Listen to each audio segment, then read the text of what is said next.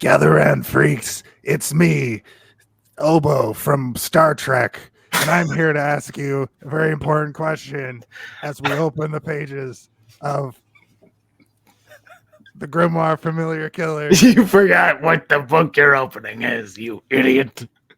Hey, look, it's also Obo here, and we have. I'm Obo as well, and I'm also opening the Grimoire of Familiar Killers, and I'm telling you right now that this is going to be the best episode of Hey, did you see this one that ever existed?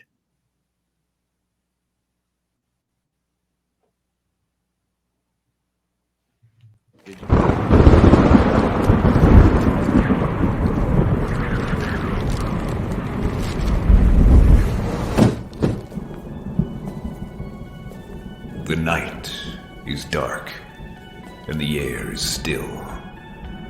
The moon casts an eerie glow over the internet, where a group of curious individuals have gathered to discuss their shared fascination for the macabre.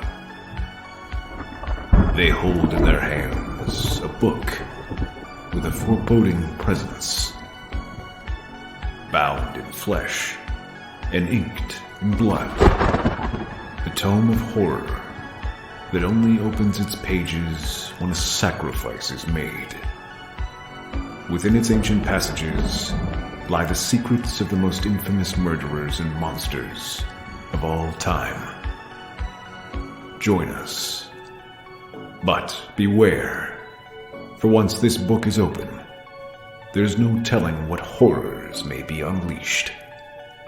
This is the Grimoire of Familiar Killers.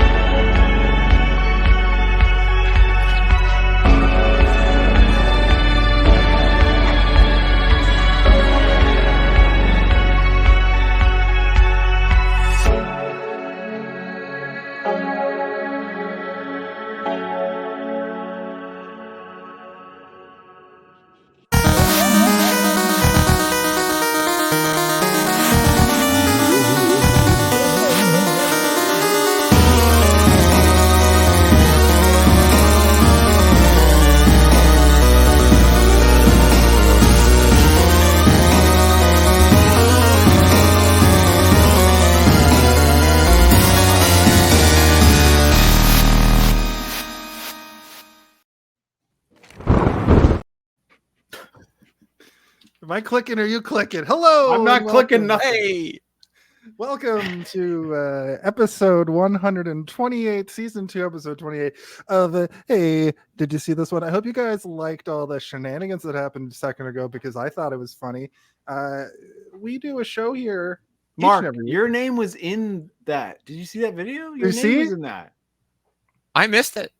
Yeah, Mark. Oh, because you weren't watching. I was absorbed in the editing and all the choices of what was in it. It was like, it's great. It was great.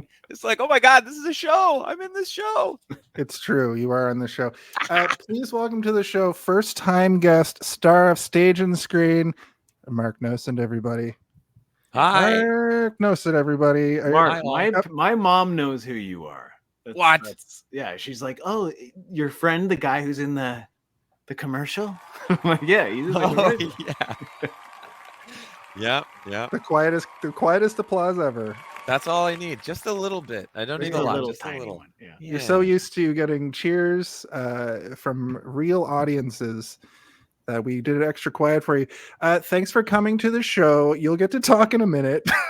No. We got to keep talking. Mark, let's just bulldoze over. Barrel on through, ruin the show. Great. That was my goal. You know, we are live, so anything that happens, just like on the show Lost. What was that alarm for? Oh, this is the one that I used to be like, you need to do it now or we're all dead.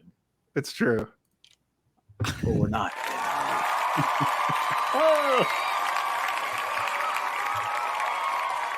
It's so funny We both clicked at the same time. Okay, Steve, I need you on the ones and twos. I won't press any. I got it. Okay. Okay. We introduced the guest. We're through that part. No, we're not. Mark, we love you. Yeah. It's so nice to have you here. It's been so long since we've invited you, and this is the first time you're here. It's so That's great. true. You are a legacy invite. You're hard to nail down on social media to get a response. I usually ask you a few days or message you a few days in advance to see if you can. Jason, you don't need to describe how you get him on the show. Come on now. That's right. I just am so happy you're here. It's been so long since I've had like a nice long conversation with you. So I'm really glad. Yeah, I'm really glad you're it's been here. forever. It's a pleasure to be here. This is already fun, and I'm sure it's going to get better. So it's going to get weird. Yeah. It's going to get real weird. It's going to get real weird when something like this happens. The guessing game? Congratulations. Which one of us has a boner? I think it's Jason. It's always me. I'm the bone man. That's what they call me. They call me the Bone Lord. Whoever clicked it, dicked it. Jesus Christ. Make that a banner. But before we get to this movie, each and every week I put up a part of the movie poster for the week, and we do a little thing called the fan guessing game. Steve, fan guessing game. You have successfully guessed the correct answer, which is the answer you provided. Congratulations. So interestingly enough, even though this poster has a lot to it, a lot of people were like, I don't know. Steve even has the wrong poster. Is that a reference to? Yeah, I put the wrong one in because I was like, whatever. It's funny. It's funny. Yeah. It's a gag. It's a visual gag for all you audio. Also, like too big. Yeah. This week, only a couple of people actually got it. It was, let's see. Craig got it again. Fan of the show, former guest of the show.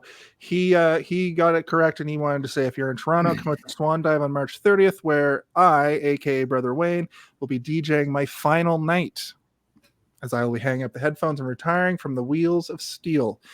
It'll be a great night with lots of Motown, soul, classic rock, new wave, hip hop, and alt rock. It's his last night. Yeah, he's retaring from being a DJ. He had 2 kids, and he lives out in like Newmarket, so getting downtown. It's a lot of boys over there in that Webster household. There were 3. Here's some quick fires. 3 people got it, but they refused to leave comments after I'm like, give us your plug or your message. Jimmy Vandelay got it again. He has gotten them correct before, mostly horror.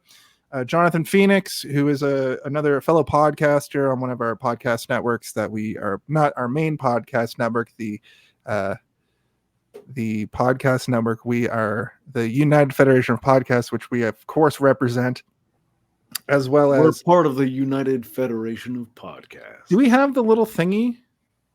Yeah, there it is. Yeah. We have it. Jason. Boner alert. Boner alert. Also, Gordon McDonald, who has gotten a lot of these movies. In fact, last week he wanted us to say Free Palestine. This week he said peace on earth and goodwill towards men. And what's funny about that is this dude is not that person. I know every fiber of his being he wanted to say something horrible, but he put his best foot forward, and which is peace on earth. And what do you mean he wanted to say something horrible? I know this guy from Kitchens. All right, never mind. Oh, I see. I didn't realize he was Kitchen Man. You know what? He's as dynamic as everybody else. It's true. The unexpected. He's probably never seen this show. And if you have, hey man, Free Palestine. Keith Davis also said Keith David? Yep. Keith David, your favorite actor, Steve. He's my favorite actor. No, Keith Davis. He's actually a friend. That's a man who knows his meatballs. He's actually a friend of Craig's. They had a podcast together many years ago. He's a good dude. He'll probably end up on this show at some point. Serious question. Do you think that we could get Keith David on this podcast at some point? Maybe. I don't know. I'll call him up. We'll see. Yeah, you Mark, actors all know call each him other. right now Oh, on the yeah. phone. Yeah, I'll Yeah, see him at call the him. next meeting, the next town hall. Yeah. Those must be You huge call him and meetings. he's like, "Hey, is this the guy who loves his meatballs?" And you're like, "Oh fuck." Ah, shit. But Keith says he tried to buy a replica pram of the pram from this movie. Yeah. When his son was born, but the mom vetoed it. And then he said something that, like, I'm a pretty nerdy dude, and I don't know what this means. The best thing about Hero Quest is insisting that the heroes pronounce broadsword correctly, and it's spelled BROD with that little line over the O. Oh, broadsword. Broadsword. Yeah. Broadsword. Broadsword. Broadsword. I like it. Well, good. That's broadsword. Broadsword. Broadsword. Yeah, broadsword. Yeah. What's Hero Quest? Anyway, Keith, hit us up in the DMs. What do the kids say? Broadsword. Also, before we move on to our, sorry to cut you off, Chuck. Before we move on to our brief history with this movie, I want to let everybody know that you can find us on all social media, every single one of them. Wait, all of them? All of them. Every single one? I just checked that we're on all the freaking socials. Oh, don't do that impression. Mostly just look for us on like Facebook, YouTube, Twitch. YouTube and Twitch, if you follow us there, that'll just be the Cat's Pajamas. Cat's Pajamas, who says that? I said it today. Man. Really? Out of nowhere. I was like, that's the fucking Cat's Pajamas. It was like, you were walking around. when was the last time I said that? Like Why? 10 years ago. Yeah. That's the bee's knees.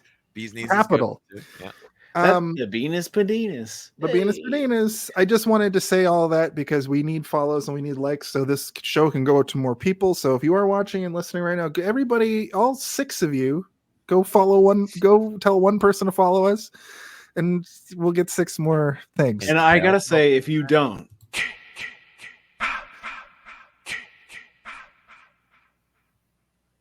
Jason, why'd you do that?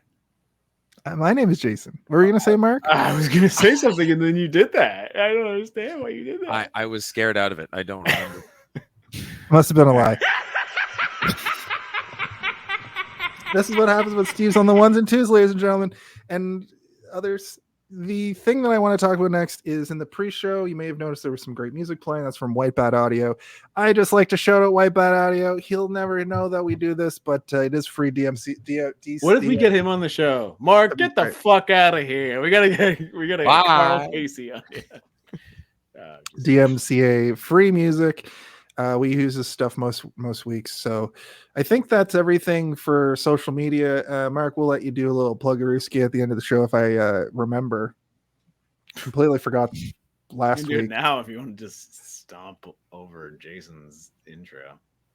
I mean, sure. It's pretty simple. At Mark Nocent on Instagram. There we go. I also run a door review Instagram page, which is linked there. It's Like called All Doors, No Gates. It's true. All Doors, No Gates. It's some pretty exciting stuff coming down the pipeline. With that one. He sees the door. You're never gonna believe what's behind this door. No, you don't ever get to see what's behind the door. You just see the door. Not It's yet. great. Not yet. I have yet to work up the courage to like knock and be like, "Hey, can I review how your door opens and like, can I see your key and stuff?" Like, I don't think I'm ever gonna work up the courage, but it could be funny. That's actually. Imagine you opened it and just.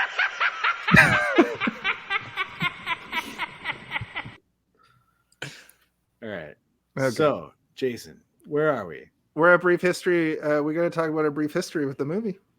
A brief history? A brief history. Oh my god! This is, of course, the part of the show where we run down our brief history and talk about any sort of facts or information we have about that and our past with the movie. And of course, around here, it's a time-honored tradition to give our guests the first opportunity to give their brief history. Okay, I'll be as brief as possible. Too long. The Freddy movies and the Jason movies, I didn't know the difference between them growing up. like someone would say Nightmare on Elm Street, and I'd be like, yeah, it's that one with the guy with the mask and stuff. Like, never watched any of that stuff. And Steve's gone. It's all good. It's all good. And That'll happen from time to time. and yeah, only later, like it was never a big thing in my house to watch like horror movies like that, but we watched a few of them. So that's kind of my history with it. Yeah, I guess I learned later when it was Freddy versus Jason.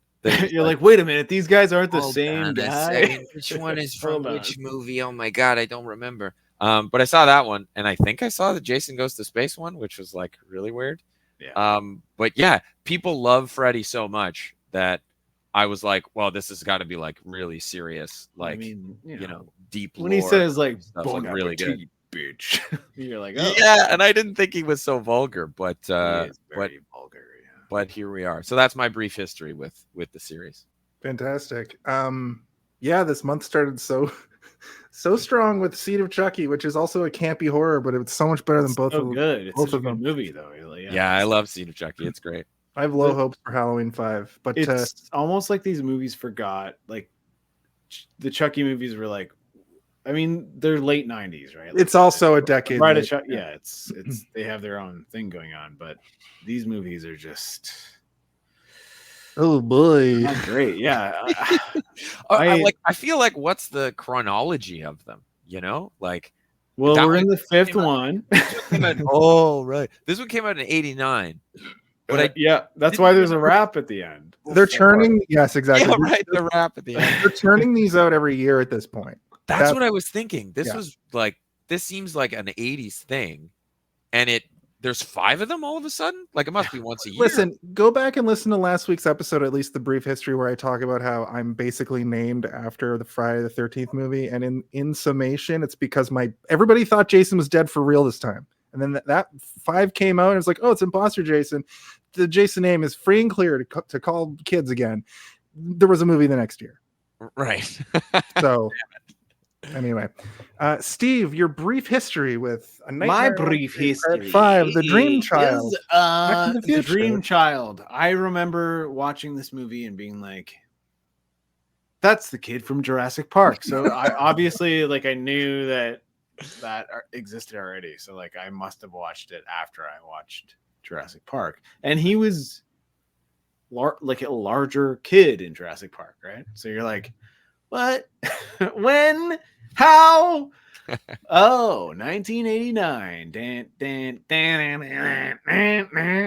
This is It's not more like great. 1969, but Yeah. The movie, the first time I watched this movie, I was probably in high school, but I was like, this is not great. This is the first Freddy movie that I was like, this is not great. This is not a great movie because they got rid of the rules. Where's the rules?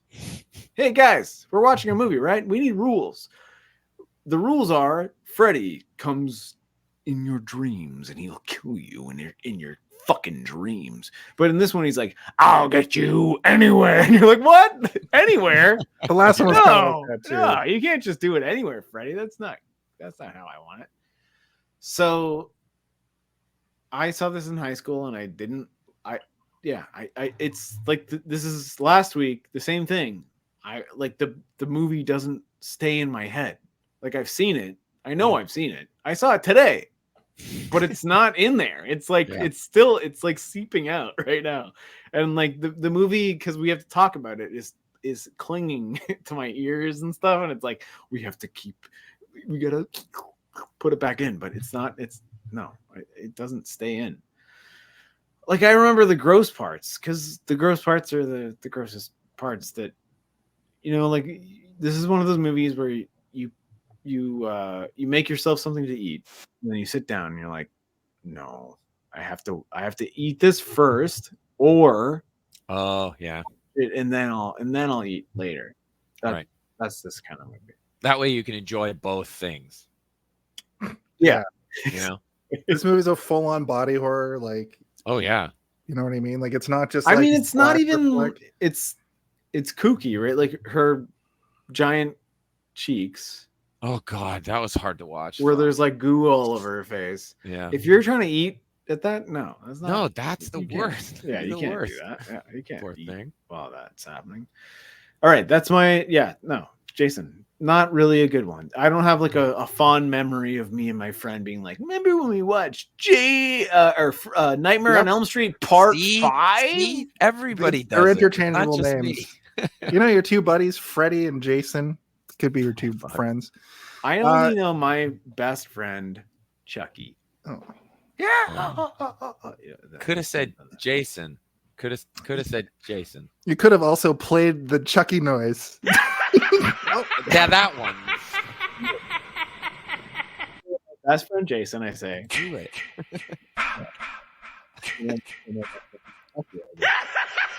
You need a bon appetit, bitch. That's a good one. Yeah. I didn't want to throw those in there because I knew we would overuse them. Well, what's happening this week, Steven? What? Trigger happy Steve over here. That's okay. I put him on the ones and twos. That said, my brief history is as such. I watched it yesterday and finished it today. That was basically it. But I will say what I learned about this is, you know, the episode of Rick and Morty where there's like the alien that's Freddy. I thought about that a lot. I feel like Yeah. the version of Freddy in that is based so hard off this movie because of the way that his like weird hell world looks in a lot of scenes. He starts using bitch way more. He uses it like 3 times in this movie instead of like the one good bitch that he has in the first 3. And it feels like it's almost becoming a parody of itself at this point. And the next one is going to be Bugs Bunny, I'm sure. He's just going to be like, boing, boo-zoo. Yeah. And then Yeah, this is 5. So you've got 2 more before we get to the new Nightmare. the 9th one, which is like the best. We get one. back to it. That's the best one. That's the best Friday. I mean, a Nightmare. I don't think Wes Craven. We'll talk about that in the next segment. I don't think Wes Craven had a lot to do. I'm officially inviting Mark back for number 9. Come on All back, man. I think I've also invited 2.5 everybody. years. Every time we've done a Friday, I'm like, come back See you in for number 9. 18 months. No, fuck. All right, I'll put it in my calendar. Put it in your calendar. Yeah. It'd be funny if you did, and then you're like, "Am I going to be on that show?" And we're like, "We canceled that show like 17 months done. ago." Yeah. After that awful episode of Nightmare on Elm Street 5, The Dream Child with that idiot Mark, we just stopped doing the whole show. No sense. That's what we call him. I said I That's wasn't right. going to say it, but I did it anyway. I'm just a cartoon character. Steve, since you're on the ones and twos, can you give us some? What? Sorry, I didn't hear what you said. What? Since you're on the ones and twos, can you give us some director talk? Oh, I can definitely give you some director talk. All right. Quiet on set. Are we rolling? Okay, let's shoot this piece of Sound, speed, action! I knew Mark would appreciate that. It's my Love it. favorite shit. So, Steve, you're usually the person that covers the director. Do you have anything? Not about this? today. No. Okay, then I'm gonna have to literally on the fly go to IMDb. Oh, I have it open. Okay. Yeah. So you do have something, Steve. But I mean, why? Because I want to know about this. I want to know about this guy. Actually, I just learned that there's like a straight to VHS like semi sequel to this, I think. So What? what's this Really? man's name? It's called what is this? A Nightmare on Elm Street 5. Freddy Krueger lived. It came out in 1990. I think it might just be the German version. Oh. I mean, this is what we always love about the Friday the 13th, or sorry, the Nightmare on Elm Street movies is that they always cost like a couple pennies. It's like some man at a movie studio is like, okie dokie, I got 5 pennies here, and I'm gonna make a movie for it, and then it makes millions and millions of billions dollars. of Yeah, dollars. like every single time. You're like, okay, yeah, great. Listen, Crazy that guy tossed those pennies at us. He knew what he was doing with those pennies. It's a wise investment. It Yeah. It's certainly, I feel like a lot of the budget was just like the special effects team. Oh God, yeah. Like it's all special effects The bike all the time, and they're really cool. Like they're yeah. really, really well done Even physical like effects. It's awesome. The little, hold on, let me do an impression. You just were. Right?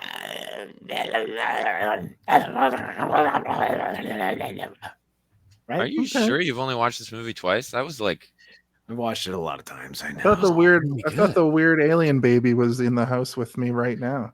But he looks like an alien. I do have to talk about this guy as a director because I just learned he directed Predator 2, Judgment Night, a bunch of Tales from the Crypt TV show. He's a swash director, is what I would call him. He's one of those guys where it's like there's these great pillars, and you don't throw them on the top of the pillar, but you'll throw him at one of those pillars, and he's like A lot of TV. and he's jumping from pillar to pillar.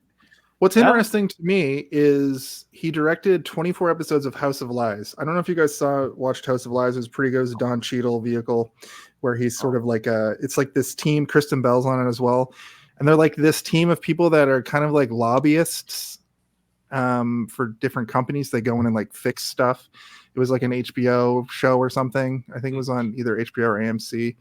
And it was a good show, and it's interesting, Showtime, and it's interesting that he had so much to do with that, as he feels like a very 80s kind of director, because that show felt kind of like, smarmy in 80s. So you're right. He has a lot of credits. Yeah. But it's a lot of television after. But Predator 2 and Judgment Night, very different from this thing. I will say, like, Wes Craven was involved in this. It wasn't Did like he wrote it? He's not like, I wash my hands of like Dream Baby or whatever the fuck this movie is called. Like Friday the 13th, where he's like, no. He was there. He was on set. He was a producer. He was a writer, and he was definitely taking care of business. But at the same time, was he taking care of business? I almost feel like the Dream Baby part was probably a Wes Craven nightmare, where he's like, what would be a really good idea is like Freddy Krueger is the baby. We have 2 movies this month that it's the baby of the killer thing. And I fully feel like, we were talking about in Seed of Chucky, how everything in that movie was a reference. The kid doll looked kind of like the Freddy as a nightmare baby a little bit.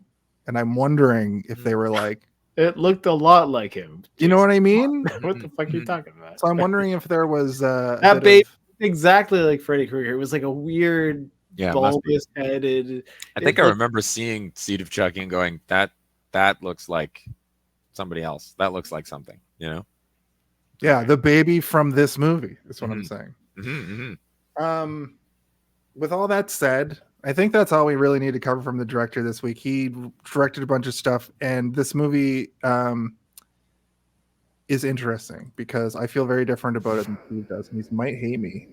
Well, I mean, I don't really.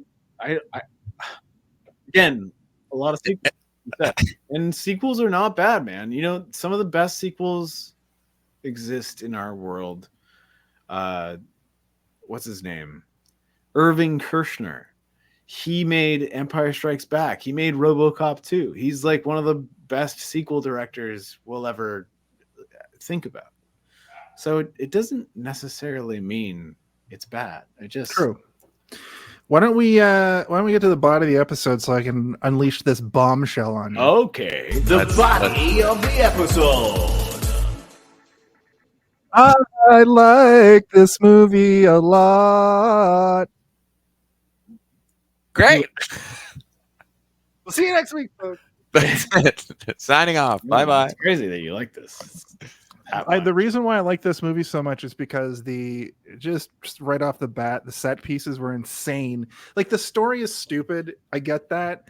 And there's not a lot. The continuity of the thing is Jason got horny at the beginning when they were like rubbing on each I've never seen sex before. Jason has never seen like, touch flesh before. She's in a shower and she's naked. No. I'm not talking about the shower. I'm talking about when they're No, like, I know. You mean where it's like, where it's honestly, like the blue and they're like, that for me, take my breath away. I was like shocked. I put it on and was like, this is two people's bodies? Well, that's part of it. Like I was like, this I is think really this might good be if it's three not two people's bodies. Like I don't even know what kind of makeup or special effects Weird it would be massive if they flesh. made it look that good, but Yeah. I couldn't tell what body part was what body part, and I don't know. Now I sound like an old man. I couldn't. well, tell what I body think part there was were whatever. moments where it was like a Freddy hand, like they were doing stuff in there to like kind of like fuck with your mind, but it was like by the end of it, it's two of them kissing. Yeah, definitely. Later on. Okay, so this is the dream baby. The dream baby's being made. They must This be is the having a baby. dream where she gets impregnated by Freddy in a dream, but I guess That's that right. was them really having sex because she really gets pregnant, which we'll get to. My first I note, watched this movie twice in the last 3 days, and the first time I watched it, I was like, when did they get impregnated? When did they fuck? And then I watched it again. And I was like, oh, in like the opening credits is them just fucking. my Okay, first see, note that I wrote understand. down was I can't really make out what's happening here during the opening credits. Seems like sex. Oh, Jason's So- like, I don't know for sure, but this could be. Take my breath Sex. away. My first note was literally, is it flesh? And then when I realized Is it was that sex, or is that flesh? is that Or is sex? it Or both? is that as soon as I wrote that and realized it was sex, I said, if you get pregnant in a dream, you get pregnant in real life. Oh man. I didn't say That's that, but scary. I That's heard like you so say out it of from your your house, control. and I was like, oh my god. Cover your eyes and your ears, kids. Speaking of, we didn't get a Cover Matt, your ass in your ears, kids. we didn't get a Matt Philp fucking hilarious answer this Right, week. yeah. He's Wait, what about mine? You didn't read mine. you just said baby. Sorry, I didn't know. What was it? Do you remember? Yeah, I remember. Oh, what was it then? Baby Ball 2000, the Quakening. Okay, that's funny because you actually commented on like every post that I made, so you said a bunch of different things. I Next- did. That was just one that I remembered. There were other ones that I don't remember. But Next yeah. week I'll write all of them down, and we have a Sorry, new segment. Super Baby Ball Super Baby Ball. 2000, the Quakening. The is what it Quakening. was, Yeah. They kind of tease first kill with the shower, as I mentioned. Now, is she getting blasted so hard that she's Well, this drowning? is also the moment where you realize if you made food for yourself, you're like, I don't want to eat this. I don't want to eat any food right now while I'm watching. But this. was she getting blasted by the water? Like it was hurting her, or is it hot? Because the I think it tiles were gets coming off. hot. Yeah, the tiles were coming off the walls. Yeah. I work in like my day job is like installing glass, and I was like, this is unrealistic. Like they're gonna be that like, shower I stall work in filled dreams. I'm all a the way up. dream mechanic.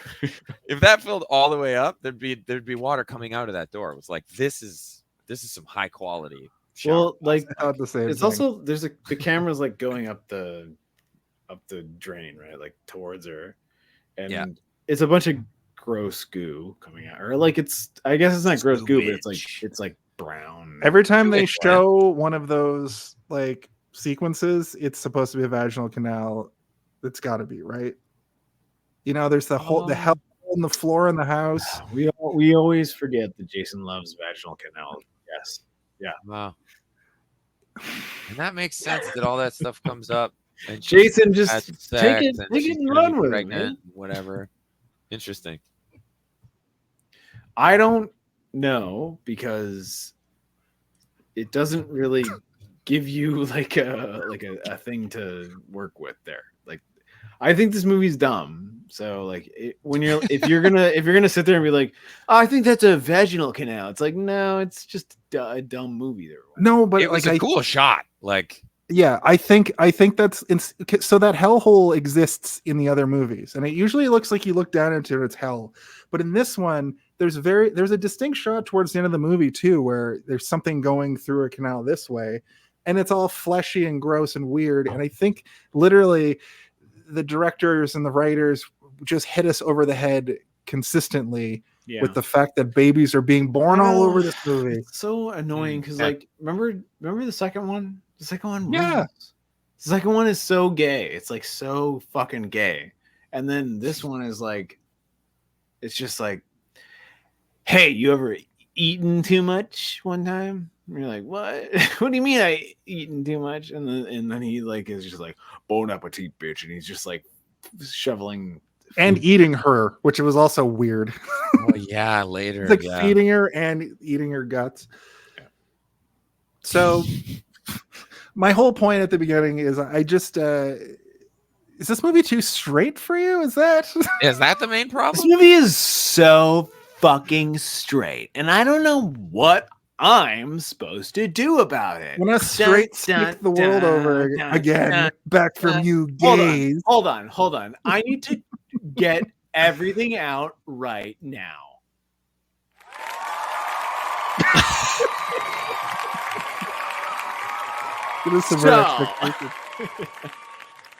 I thought that so continuity wise, Mark, did you watch so when I first asked you to be on this, you asked me, should I watch all the movies going into? And I said, I would recommend it, but you really don't need to do that. Did you end up watching the first 4? So I watched 2 different like hour-long YouTube videos instead of watching the movies that basically described the plot points and who all these characters are and how convoluted all the genealogy is and stuff. Right. Yeah. And that set me up with a lot of some of the visuals and the visual style and yeah, like the major plot points and how kind of crazy it seems and how Freddy dies like a whole bunch of times. So I knew I was primed at least for this. So the last one kind of introduces the one before kind of introduces the like I'm able to go into dreams and fight, and the last one introduced the like am I dreaming or am I not dreaming, even though I'm just sitting in a classroom or I'm just doing this and doing that. And it's a little bit better because like you fall asleep in class. In this, it's weird because they introduced Freddy can just fuck with you in real life, and they kind of drop the like the sci-fi the fantasy element of it, and she only explains for a second that she can like go into the dream and fight him, but it's not like the central point like the last one was.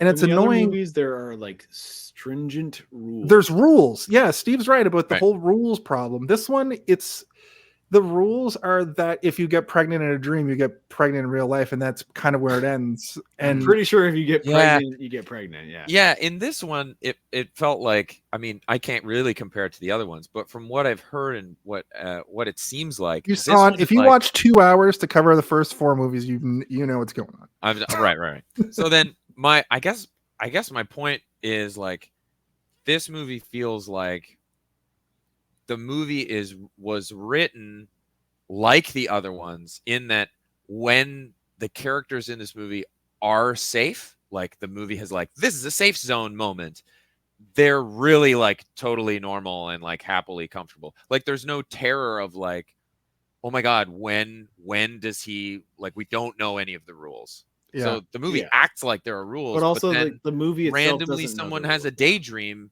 and it's like, oh, it felt like the lead character Alice was like, because she was so connected with him, it's almost like she was screaming the rules at people like the whole time. She was like, these are the rules, and everyone's like, I don't think I don't know. I don't think there is one rule that this movie does that the other movies do as well, and it's if you tell somebody not to fall asleep, they're going to appear next to you in the dream. But I mean, you're not supposed to. So yeah. Mark, why did you fall asleep? Why did you fall asleep? It's like I didn't mean to. Our friend of the show, Cam, has a very good take on this movie, and I'm gonna butcher what he said, but he said basically like, I like that this movie is set up in a world where everybody knows that there is a man who comes for you in your dreams and kills you. Yeah. But in this world, they're like, there's no way he could come for us when we're not sleeping, though.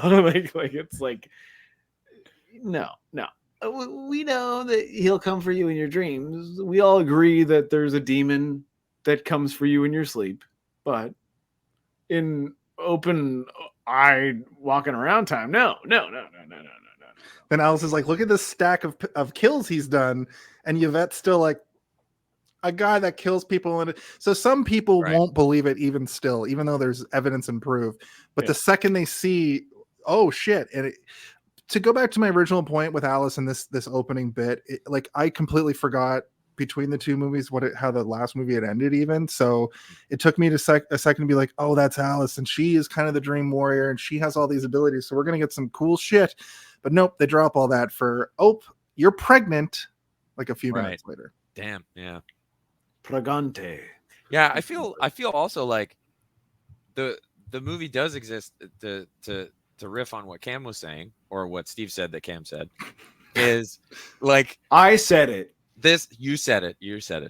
Is this idea that this town has been literally plagued with disappearances, dead people. Like there's a whole board of all of the people that have died, and it just gets worse and worse and worse. And it's like, how do you? There are people that don't know, but and there's like a little girl comes up to you and she's like, Freddy Krueger's back, and you're like, no way. But like, why would you say no way? Like, why would you say it's no not way? like he's come back before. Yeah, but I'm surprised that there are even characters who are like, what are you talking about? Yeah. Like everyone would know. It would be like front graduate high school or front what? News note. Yeah, like everyone would be like, this just in: Freddy Krueger back. He came back from the dead. But even still, it's such a like hush hush thing that in this universe, it's still kind of a myth. It's still kind of a like say Bloody Mary in the mirror 3 times at a sleepover. Like it still feels like it. It's not like in Halloween. In Halloween 4, it's like Michael Myers is coming. We just have to accept that. And I think in the next one they're like going to be ready for him, and that's going to be the conflict. In this one though, we get a retread. The worst thing so the reason why I like this movie is because it's the only one to date out of I guess this is the 15th Grimoire movie that has actually, does that make sense? No. Oh, the 20th Grimoire the first movie. One that I asked out and it said yes. The 20th Grimoire movie that actually put a little bit of like, I can't look at this, a little bit of fear, a little bit of like, this is uneasy, I'm uneasy. None of the other ones have had that effect on me. These old 80s movies don't really move the needle at all. They would have when I was a kid. Yeah. There's a long storied history of me telling the guests on the show that I couldn't handle horror until I was probably 25 when The Walking Dead came out, kind of thing. Like that desensitized me. We all made fun of them for it's true. Years. They called me many names. We called him Pink Belly. I mean, like slap him on his belly. For the same reason or for a different reason? Different reason. Oh, yeah. But this one actually was the first time where I was like, oh, this is kind of fucked. And the first thing that made me feel that way is they tell the story of how Freddy Krueger was born in the last couple, right? Yeah. And basically what happens is Freddy Krueger's mom was a nun at this asylum, and she gets locked in there after hours with inmates, and she gets weekend. This is like the worst. This is like the craziest. This is like this weird sort of like terrible part of my body where I'm like, this rules. This is how This is how he got created. This is how Freddy from a Krueger. horror standpoint, it's an excellent origin story. But I'm also like, God, God, I had that foreboding fear in my gut. Yeah, I don't want to be like when they show it. All right, so can I watch the rape of 1,000 lunatics or whatever the fuck is going on here? Yeah, did we need to see that literally? Well, we didn't I think see it's like a myth over the course of the movies. They say it a bunch of times, and then in the fifth one, they show us that flashback. It's like, they've already told us and shown us bits and pieces of this throughout a couple of the movies at this point as well. So but also like, this is also going to sound stupid, but like the title of the son of 1,000 lunatics is pretty. That's a pretty cool like name, even though it's like wild. Yeah. gross. I understand the context of it all. It's really bad, but like, I'm the son of 1,000 lunatics. Like that's pretty cool. That's a pretty cool title. It tells a story. I think it makes you think things. I suppose. I mean, biologically, he's the son of one lunatic. One of the guys, and there's one I guy understand that. Probably is right. Like, Well, in that shot, there's one guy that like you see his face, and it's like, hey, he's got the nose. it's Robert Englund. Oh, that's Robert Englund. Because they do this. Dan, One of the coolest shots dan, I've seen in a movie when she wakes up. He wakes up next to her and like gets on top of her, and then it does this weird like flip shot where she like puts him down. And all right, wakes up again. That's what I said. It's gross. I hate it. Yeah, That just the cinematography of that moment. There's a lot of really cool little. The director was trying with the material he was given. Well, that's what I want to give him for this. right. And that's what I like about this movie. It's really fucking weird. I've had dreams. I have this like recurring nightmare about like an attic that looks like the asylum, you know. So I kept being like, wow, this is like capturing some really interesting imagination that I've experienced. This movie affected me. Full on recognizes stupid. Have you ever been raped? No. Well, Full then on don't talk about it. I'm not. Okay. How'd you get that from that? That's what you're talking about. No, I was talking about a weird attic. No, it's I was not. talking about a weird attic that A looked recurring dream freaky. he had about an attic. Yeah. Oh, sorry. My phone dinged, but don't talk about getting raped, Jason. I didn't. What are you talking All right, about? I'm just saying, don't do it. Christ, man. So we get introduced to the group of friends. It's a model I'm sorry. who has issues with her mom telling her to be a model. Yeah. Yvette, who at first I thought was an insensitive character. Until I learned that she was, I think, like Latina. I thought that the 80s was like, why don't we just kind of make a tanned white girl, use a little bit of that black scent. Wait, who? Yeah, something Who are about you the talking about? first time. Yvonne. When you first meet Yvonne, it felt weird for a second. Can you Yeah, I just did. like tell me who she is? I don't remember. Yvonne. I don't the know. Latino I don't know lady. names. You know the swimmer one, the The athlete. swimmer girl. Oh, right. Yes, Yeah. yeah. The swimmer. Yeah. Okay. Yeah. I felt a little like, but then then she becomes Well, a pretty major this role. is my problem with the entire swimming thing. Is like they all are at the swim pool, right? They're all there. Yeah. And then this guy, the guy who's gonna go meet her, we're gonna talk about his horrible death. Dan. He's wearing jeans and just sitting there with his shirt off. And I'm like, he didn't go in the pool. He never even wanted to go in the pool. He's just like, So I have a question for you, Steve. all right. You thought this movie wasn't very gay. Oh, But he's right. like This is gay. in It's a gay thing. jeans and is like, Well, "Fuck, I it was looks mad like about it good," because you know it what I didn't mean? seem gay. It seemed straight. It seemed very straight. It seemed like a straight thing where I was like, ugh. Like he had a good body, but I was like, no. And his girlfriend's not there. So like he's even making me more mad that like he's just like, look at my tits, and you're like, no, your girlfriend's over there tripping out in a park, and you're like sitting here with your jeans on and your shoes on. He didn't even go in the pool. He's not going in the It pool. is an indoor pool, so It's it is an kind of indoor weird that he had pool. his shirt It's not- off. But I feel Yeah. like that's for So, the like, ladies who watch. The thing that I thought when Right. I saw him lying there was like, oh, he's getting some sun. And then I was like, Wait no. a minute. They're inside at night. Yeah. When I said he's getting some sun, I said that sarcastically to myself. I get that. Yes. Fuck I this guy. understand. So before we get too far away from it, at the graduation moment where we meet, it's like the meeting of all of the characters. Yep. Yeah. What the fuck was going on with how many people were walking in front of camera? Yes, Like it's like yeah. it's like this. Like all too of the many, time, right? over Yeah. every line. It's like insane. It's like so they much. it's like they just were like they shot at an actual graduation. Yeah, put the camera. Fuck, we put the camera in the wrong spot again. damn it. We Yeah. can't shoot it again because this movie was 2 cents. Yeah, 2 human pennies. this is actually extra like footage from another But then movie. Like they also have that that shot of like all the parents being like, and like every parent gets it, and so that makes you think, okay, so we're gonna see Freddy kill all these parents, right? Yeah.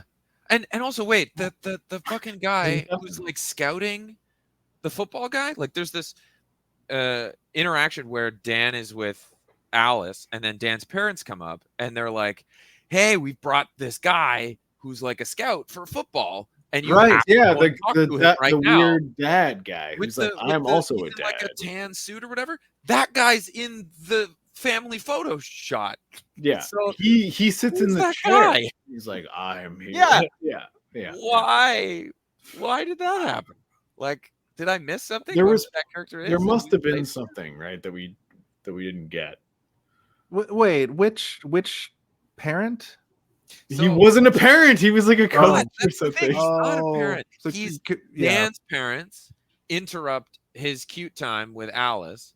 But also the dad is like, guy he looks like very a scout for football or something.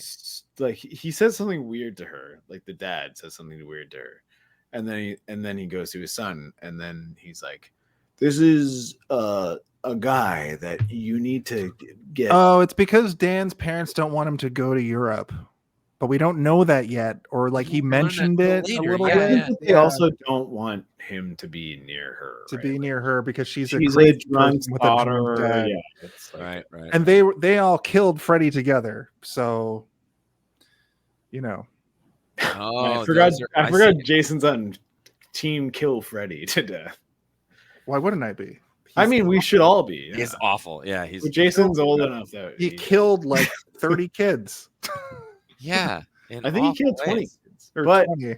30. Oh, and that makes it, they said 20 or 30 to be fair. This whole sequence is where we're immediately introduced to the fact that the parents are all awful except for the drunk dad, who is also awful and doesn't show up till a little bit later, but he's sort of redeemed himself after the last movie. I did want to talk about that guy's shirt, if you guys want to talk about his shirt. Hey, I don't remember it, but why don't you enlighten us about his shirt? Yeah, bring it on. It's like an electric teal. It's an electric teal with like a white. He's got a white tie and a. Shock me like an electric teal. Nice. Well, what I want to say is that like even the dad is like, I'm here for the 80s and 90s. Check out my electric teal shirt. Or whatever. Yeah, like, yeah. wow, this guy's he's pretty stylish. I like that her dad. Like, I think as a performer, you first meet him and you're kind of like, oh, what's happening with this guy? Like is he her dad? Like not having, established in my mind who her dad was from the other movies or whatever. But he comes in and you're like, oh, he's like sheepish and it doesn't really feel like there's a relationship. But later on through the movie, you realize he's an alcoholic and he's trying his best and he's very loyal to his daughter. I thought his performance was really good, actually. He was maybe the most compelling out of everybody. From the get-go, he is scared to be at the photograph. He doesn't want to be in the photograph because he's like, I don't want anyone to see me because I'm the drunk dad kind of. Yeah, he's vulnerable because of that for sure. He knows about Freddy though, and he has a redemption arc in the 2 movies ago when Alice is introduced. She's played by a different character. She's played by what's her face's daughter. Who's the guy from Ready to Rumble and and the Scream movies? What's his name? Come on, Freddie Prince. Well, no, what? No, Freddie Prince Jr. I got the police officer. Freddie Prince in Senior. Scream. I have to pee. I don't remember. Why can't I remember his name? He was the WCW World Champion. God damn it, Steve left. So I'm gonna look this up really quickly. Do it. Not Will Arnett. This is the boring part of the show where I sing a song. David Arquette.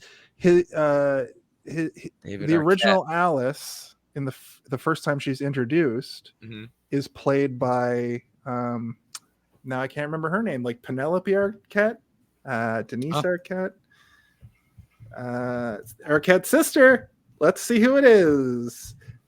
Patricia Arquette. Okay.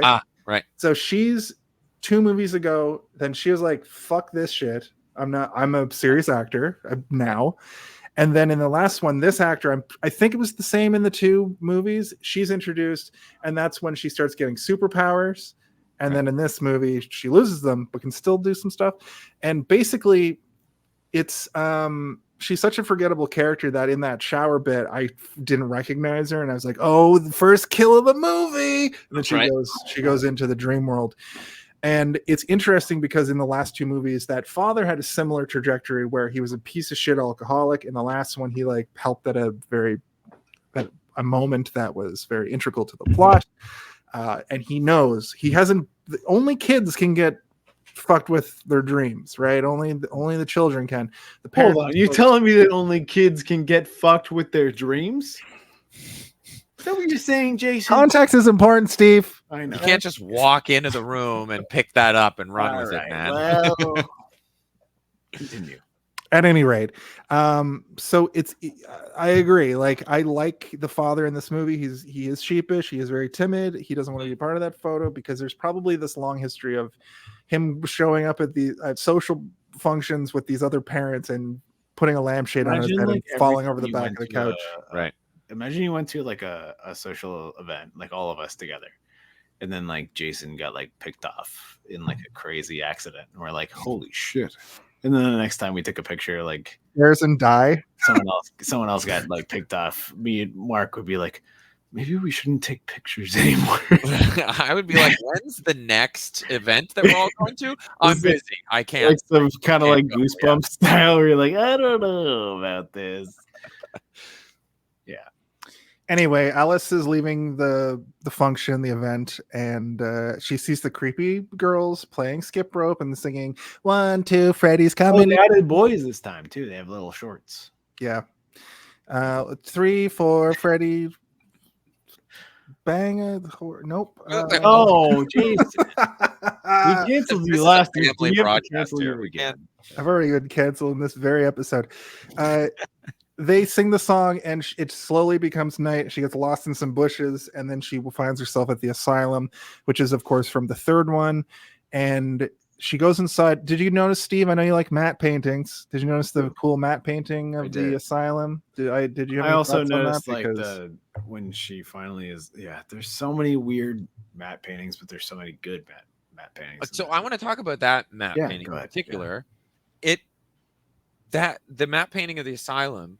That asylum is fucking huge. Yeah, it's big. Like, yeah, 5 floors with like I don't know how many rooms on each floor, like wings and stuff.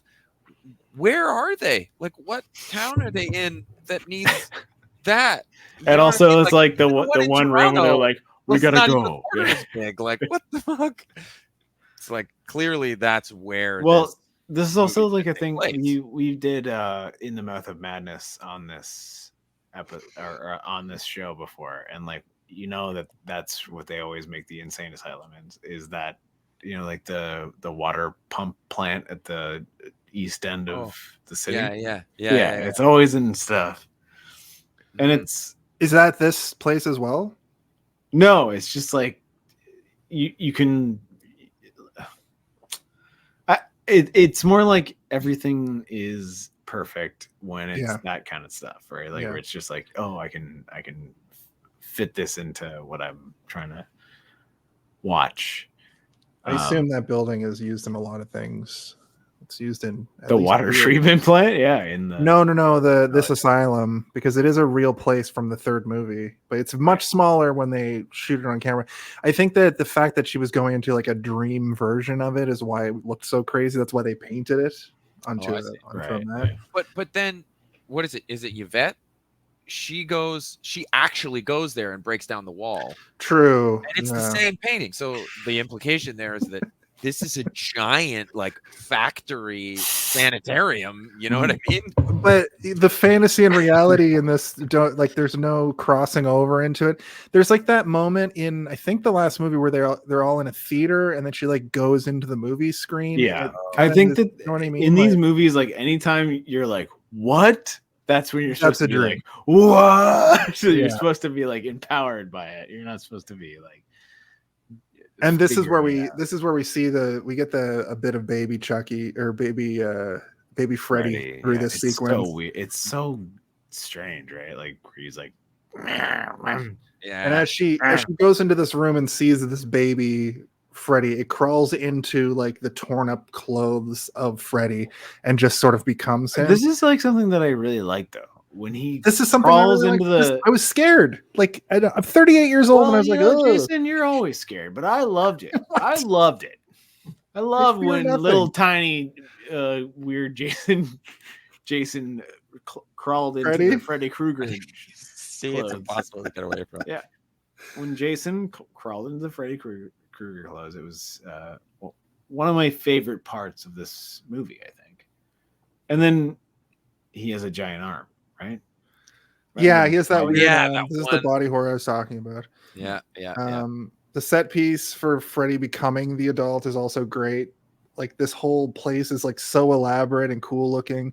Mhm. I really enjoyed it. That's something I really enjoyed about this movie. And he's like, "It's a boy," and I laughed out loud. Well, we all knew that. That's like the trailer moment, right? Where you're like, It's a boy. you can imagine this whole movie. And then, This summer, and then, horror knows and being no like, bounds. it's a boy. And you're When like, a baby "Oh, Freddy comes to my your God." town. Yeah. It's This a time, boy. Freddy Krueger is a baby. We'll see, bitch. Anyway, Alice wakes up 4 hours later at work. Yeah. So it's like, was she standing somewhere like, Well, Like she also went into doesn't know. somebody's house and walked up the The stairs. best part is back that down. her Yeah. like coworker was like, "What the fuck? You're 4 hours late." She's like, Yeah. 4." But that That's a lot reminds me more. of like the whole the dream that you have where you're late for work yes. and you're like everything gets in your way and slows you down. Like that dream has happened to everybody. It's that dream made real. Like she was actually 4 hours late for work because of all this other shit that got in the way. I I can don't speak think to that that as anyone's well, because actually when been Dan 4 hours late for work. when Like, Dan is that's- looking that's for too much. when Dan's looking for his keys later and he can't find his keys, I was thinking the same thing you were thinking, Mark. That like they represent that weird feeling you have in your dreams in all of these movies really well. That like nothing seems right. I can't like grasp onto anything. I can't run. I can't find the thing I'm looking for.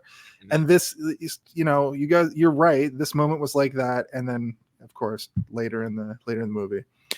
This is Tim commenting. He's a great commenter. Thank you, Tim.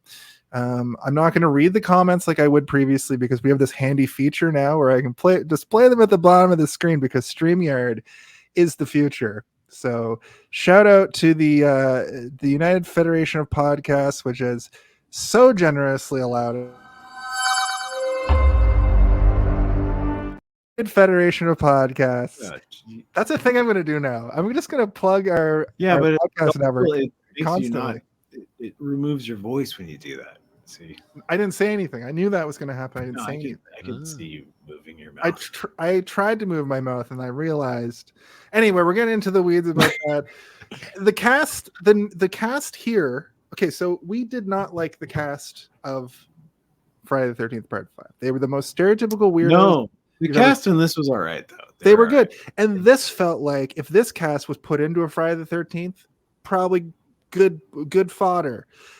There's less of them. There wasn't like 8 people for a slasher to kill.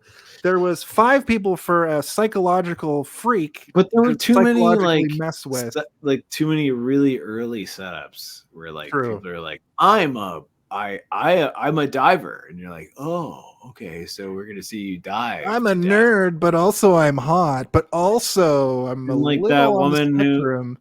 the girl is like, my mom wants me to fucking be a or whatever. Like she's supposed to be like The word you were looking for is model. Yeah, I don't know what you were thinking it was going to Well, be. she went like, remember when she does the teeth thing? Oh no, it's like gnash your teeth for the camera, honey. Yes. No. Right. That's what I was doing. Yeah, I actually have. I don't know a if you note- guys know, but that's what I was doing. Oh, okay. We got Okay, there. thank you. I actually have a note that says, "Poor Mark, the artist guy, because he gets so I like." thought you meant you. You're like, oh. Well, I wrote that down and went, Oh, yeah. I guess I could have some pity a little. Yeah. For having to watch this thing. But yeah, his character was really interesting, and I'm glad that he gets on board and is so game to like, Fight him. help her out later. Yeah. And his fucking room is so cool. Yeah. Like, I want that. I want to just buy like a fucking warehouse on the outskirts of town and build some scaffolding and then live there. I don't know. You guys know that I'm a illustrator, right? So that's another reason why I thought that you would like have more of a just like a innate like relate to this. Well, he was because he was a well-written character for a horror movie, in my opinion. I'd say so. Yeah. He had dimensions. He learned the whatever rules there are. He did follow. He was like, okay, I'll stay awake. Opens a book. Yeah. Classic blunder. This is how I I like stay that. awake. I like Once that, upon a time. I haven't slept in 3 days. I'll read. Yeah, perfect. I like that he lashes out at Yvette, and like, where is it? He's like skateboarding around and is freaking out or whatever. And Alice and Yvette come to see him, and they get into an argument, and he like lashes out at her and is like, really, then you should just leave, something like that. And then immediately he follows up and he's like very sorry about it. And it's almost all in like one take. It was like, yeah, that's pretty cool. Like that in the movie, there's a bunch of moments where the characters are doing things that are like, they actually have dimension. They're not just scared and angry and taking their point. They're like, oh, I have hurt this person and I'm coming back to like apologize or something like that. It was like, oh, that somebody wrote this movie and was like, no, these kind of have to be people as well. Like they're friends, Yeah, I challenge you to go watch Friday the 13th, Part 5, A New Beginning, and see how they wrote these characters with literally, I am the fat guy, I'm the badass, I'm the class clown, Well, we're not talking girl. about that. We talked I know about that last week. But I'm saying that's what I was thinking about while I was watching this, that they actually put some effort into writing these characters. Like Alice is the most uninteresting of this group in a lot of ways, because she's kind of just the final. She's got final girl vibe. She's real hard. In fact, at one point I was like, is Alice going to get killed and Yvette is going to end up final girl to subvert expectation? Right. No, but Sadly not. I think Yvette also survives, right? Yes. Freddy versus Jason. Yeah. The picnic blanket at the end. Right. Yeah. Right. She's one of the only people that like survives throughout the Freddy movies, right? And in the Freddy versus Jason movies, they originally wrote it to have Tommy Jarvis and Alice like team up, and like they were the survivors, or the ones that have fought, and so cool. And but at the same time, you're like, oh well. I guess. Instead, you get Kelly Rowland call Jason like the F slur. Yeah. Jeez. Too many R words. Yeah. I don't know what to do about it. I literally wrote, Mark is cool. I hope he survives. And then you're like, oopsies, he didn't. Yeah. I like should have known also such a likable character would get destroyed. The worst. Oh yeah, like literally torn apart, ripped to shreds, if you will. I also really like, there was a scene between, I have here the scene between Dan's parents and Alice, where they're like trying to convince her. Yeah, because like they're rich or whatever, right? Or they don't want to be rich. To like deal with. They're like, we want to adopt this kid because we think you're crazy, and that Alice's dad stands up for her and sides with her. All of that worked for me, performance wise. I think there was one or two moments I was like, Mom, you're not doing a great job. But the scene hit me like, oh fuck, this is like really a tragic moment, and Alice is being very like understanding and not offended right away to like come to blows with them or whatever. She's like, this is my baby. I will not be swayed by you and whatever you're gonna say. It was like, hell yeah, girl, that's fucking great. Yeah. So I thought that scene was good. Well, the lead up to that is the next scene, and the next scene is one of the best things I've seen in movies, where Dan gets dream captured, and Alice basically is like, I'm getting freakied, I'm getting Friday'd, please come over and help me. And when Dan gets up to go over, he gets in his car. He can't find his keys, like I was saying. He finally gets in his car. I think you were saying he was getting Freaky Friday, but go on. Sorry. He gets stuck in the dream-o-verse. In this one, it makes a little bit more sense because it's like Freddy made him fall asleep at the wheel. But what happens before that reveal, is he's trying to drive. His truck breaks down. He finds a motorcycle. Listen, if you find a motorcycle and you think that you're in a dream world, do not drive it, because it's going to turn into Freddy. And when it turns into Freddy, it's going to turn you into a sort of half robot, half motorcycle, half Freddy. You might be a Freddy. Which is badass for a certain amount of time, but exactly. And that scared me too. That made me feel so uncomfortable at the fact that he was like melding. It's like a Japanese body horror. There's one, I forgot to look it up, Akira, but also there's a live action one that's called like Hardwire. You looked it up eventually? No, I have seen it. You remembered it? Movie.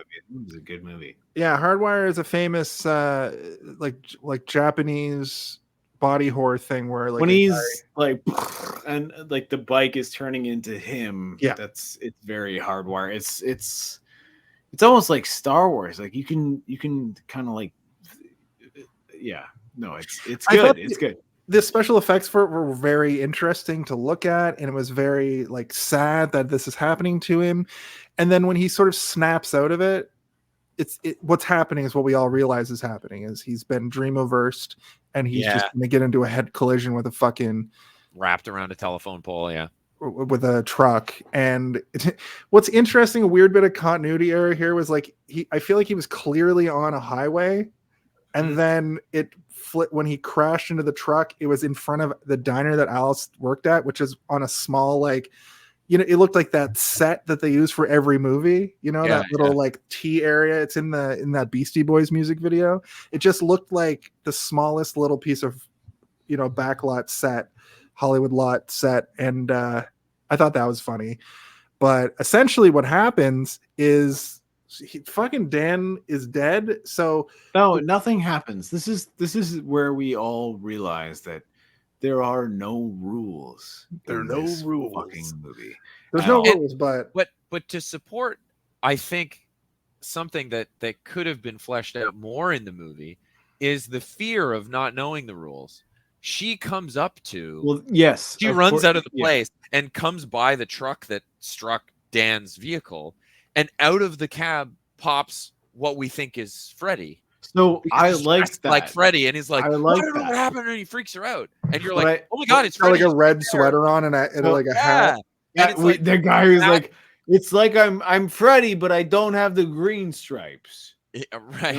Is it okay over here? But no, I thought it was a really good moment. It's a cool moment that I think there could have been more of too, but like innocuous things that actually just scare you into thinking like, oh, that reminded me of a dream I had, or it could be Freddy, and it isn't, and it really isn't. Like, I think showing Robert Englund at the very beginning was kind of a moment like that as well.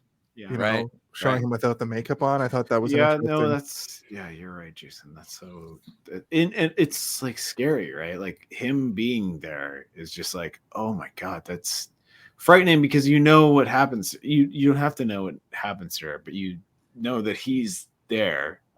And he's fucking with reality, and she knows he's fucking with reality already. Like that. I think that dude, like a little bit of theory corner here, a little bit of like my head canon. That guy was just a person. Yeah. Are you gonna play the thing? I don't. Hold on. What'd you say? Theory corner. I just think that dude was actually like freaked out that he had a head-on collision with a guy in a pickup truck. He was just a guy. Yeah, that was. Oh shit! Ready for another cool moment? I want that as a soundbite for our show. Ready for another cool moment in Mark's voice? Yeah, clip that. Clip that. They're cheap, but they're free, folks. It's true. I'll give you $1 per minute. No, I'll give you then you're gonna be $1 per minute. I'll give you a couple Come $100 get at it. that point. Wow. I wrote Freddy doing all sorts of freaky shit during my little like rundown of this part. That pretty much covers that. Dan dies. So she deals with this trauma and faints. She faints like she's in a sitcom in the 1980s. I'm surprised her feet didn't go up in the shot. You know what I mean? Like, Yeah. And she wakes up in the hospital, and her father, Yvette, who is a candy striper or like a nurse's assistant, I think is what they do. And the doctor sort of tiptoe around the fact that the audience all knows as soon as he says, "Well, I can't tell you now." And Yvette's like, "Yeah, yeah." And I'm like, are they padding out time to be like, you're pregnant. You are pregnant. You're It's revealed to be pregnant. Actually, the worst thing I've ever seen in a movie. Where it's that I hate it. we're the like worst thing I've ever saw. there's like 40 people in the room, and she's like, What's What are you all trying to tell me? what's wrong with me? And her friend is like, You know how you had sexual intercourse with your boyfriend without a condom about 2 months ago? Well, let me tell you a little story about the birds and the bees. That's how that scene felt to me. Yeah, it was a bit. Yeah, I don't know. How do you rewrite that scene? She says at the end of that scene, "You're just a little bit pregnant." You're just a little bit pregnant. I think that line has to stay. That If you rewrite is the scene, good. that line stays. All right, okay. So no, Maybe Jason, just like Mark has officiated a challenge to us. We have I to know. really do this. I was about to answer it. All right, go ahead. I think you just trim down the bones are there. Trim it down a You bit. make it hawing, you get rid of all of that. Yeah. Yeah, just get to the point. The doctor's like, well, Yvette, do you want to tell her? And then, even though the doctor is a doctor, the doctor should be like, you're pregnant. Yeah. Should be like, I threw up in the morning yesterday. Like, the doctor's like, you're obviously pregnant, and let's move on. And Freddy comes in and just kills all of them with his claws. But then the movie is like 5 minutes shorter. It's only 5 minutes shorter. You got to add something more Yeah. to make it a feature-length movie. You Right? have to make Okay. it longer now. Steve, you can do this. You can make this not padded out but concise. So what I would A have bunch of done, matte paintings. where every everyone, wall is a mad painting. There's bad green screen about. Oh, we forgot to mention one of the worst green screen moments I've ever seen. Oh, in the diner. In the diner. oh yeah, you know what? Maybe we don't even need to mention. Okay. It was so bad. It was bad, and even for the era, it's like you would have been like something. It was so bad this that is I gonna happen. forgot what the word for green screen was. I was like, "What is that?" Just like out of your brain. That's it. It got Man. sucked out. Vacuumed. Okay, so I'm in the room. What are we doing?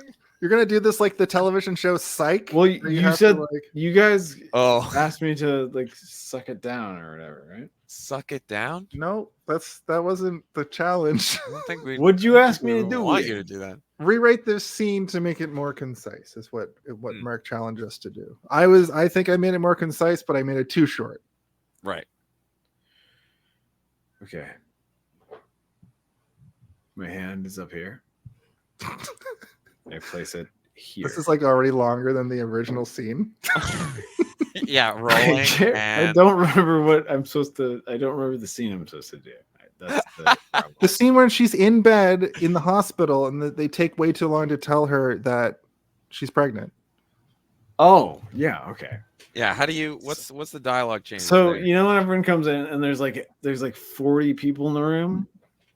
I'm the doctor and I turn around and go, "Hey, we can't have this many people in a pregnancy ward." Hey, a pregnancy ward. that's pretty good. Yeah. But the problem still is that it's way too short. You still need to have it be sort of.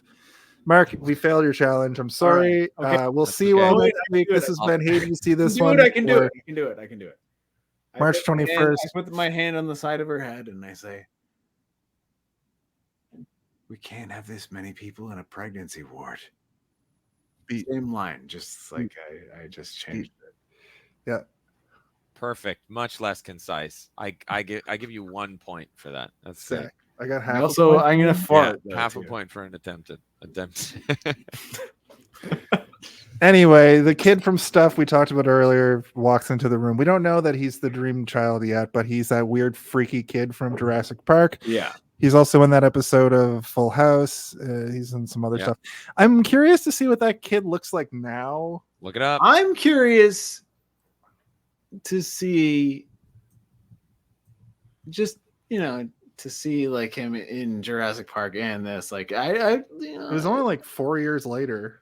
yeah, but no, You know no, what I no. you know This what I is- didn't get? I Yeah. didn't catch her saying, Jacob, I've always liked that name, as being like, oh, this is your son.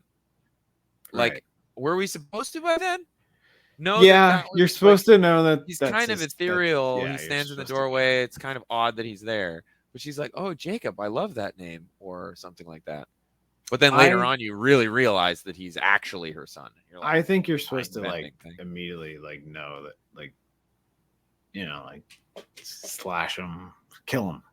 You'll be pleased to know that he is still working, No way. and he was in Star Wars: The Clone Wars TV show as Cadet Corky. So Okay. Steve might remember that character. Is he? What the Jason? I'm not. You are. You like that show. Come on. Jason. Yeah, Corky I remember crazy. a cadet Corky. Oh, yeah. It's 2 episodes. He I wouldn't have was mentioned it if it was only one sick. episode. It's funny I mentioned Psych because he was on Psych for an episode.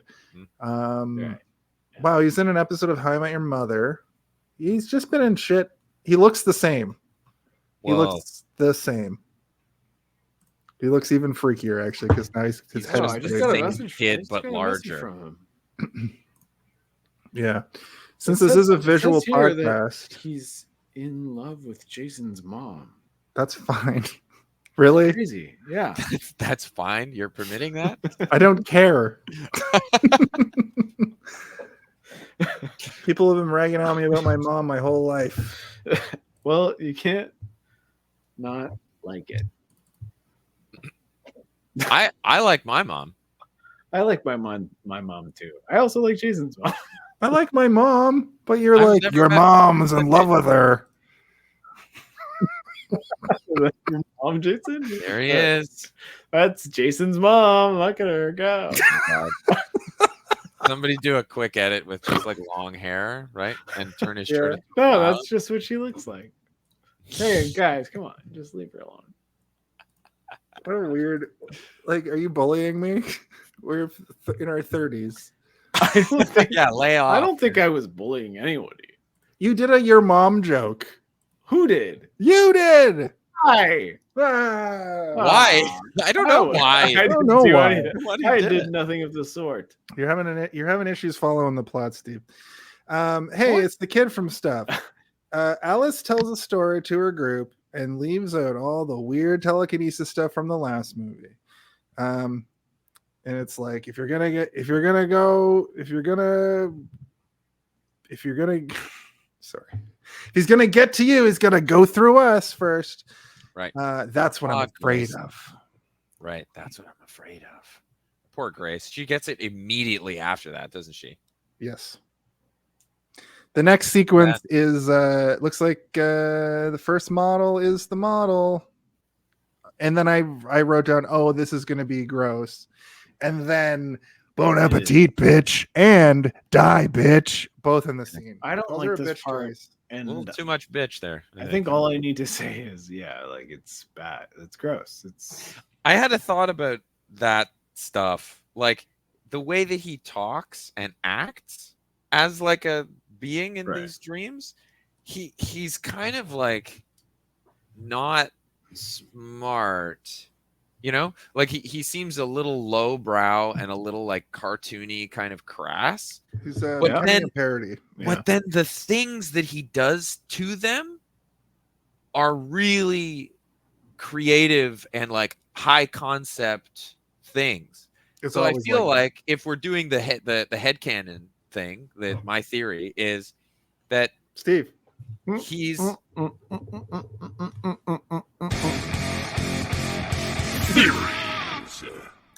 he's he's either, I don't feel like he's two people, but I feel like that Freddy is way more of a persona than he is actually Freddy. Like there's somebody in the background who's like I mean, a masterful that's- creator of this. That is Freddy, I suppose. But he takes pleasure in deriving the like sadistic sort of twisted. He's a master. Like he's like a craftsman of these things. well, what you're Much doing more than someone who's like die bitch or whatever. You know what I mean? I think what you're doing is like the early Freddy, like the Yeah. Freddy 2, like the second Freddy movie is exactly what you're on par with right now. Yeah, he's a little bit higher brow. The first Freddy, it's a much more grounded horror movie.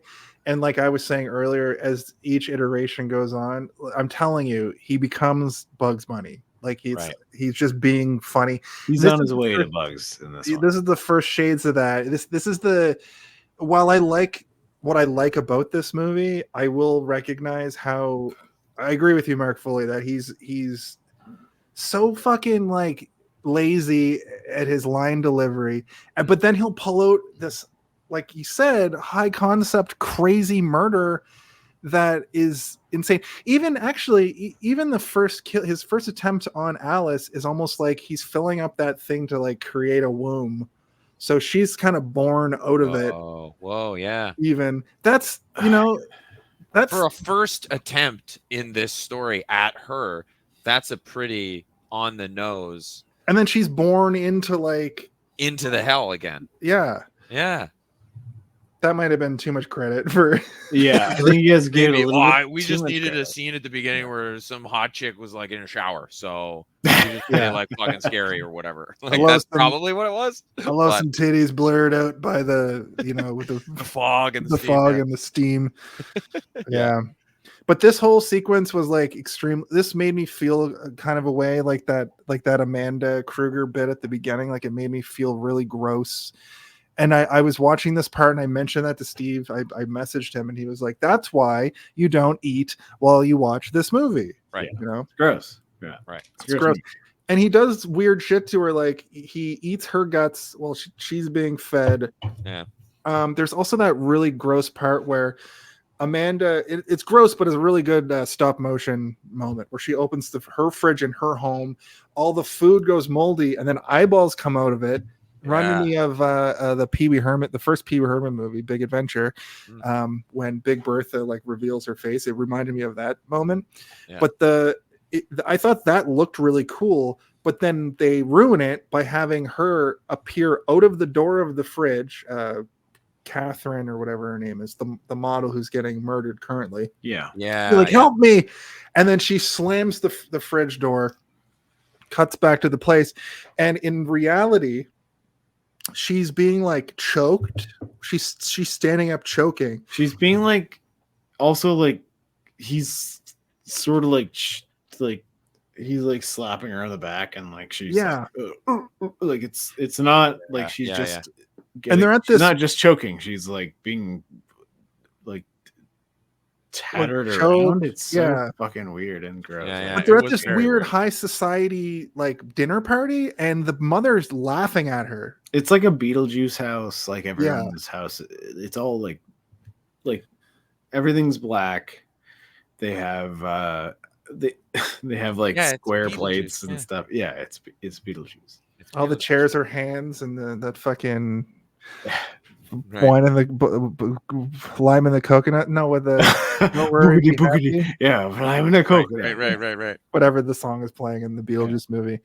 They're gonna rehash that in Beetlejuice so hard, and everybody's gonna hate it. I'm calling it now. I think that might be the best part in the movie. to be Yeah? honest. Yeah, We should just hey lad, come and we gotta go. Hey lad, come and we. I think that's gonna be the best part in that entire movie.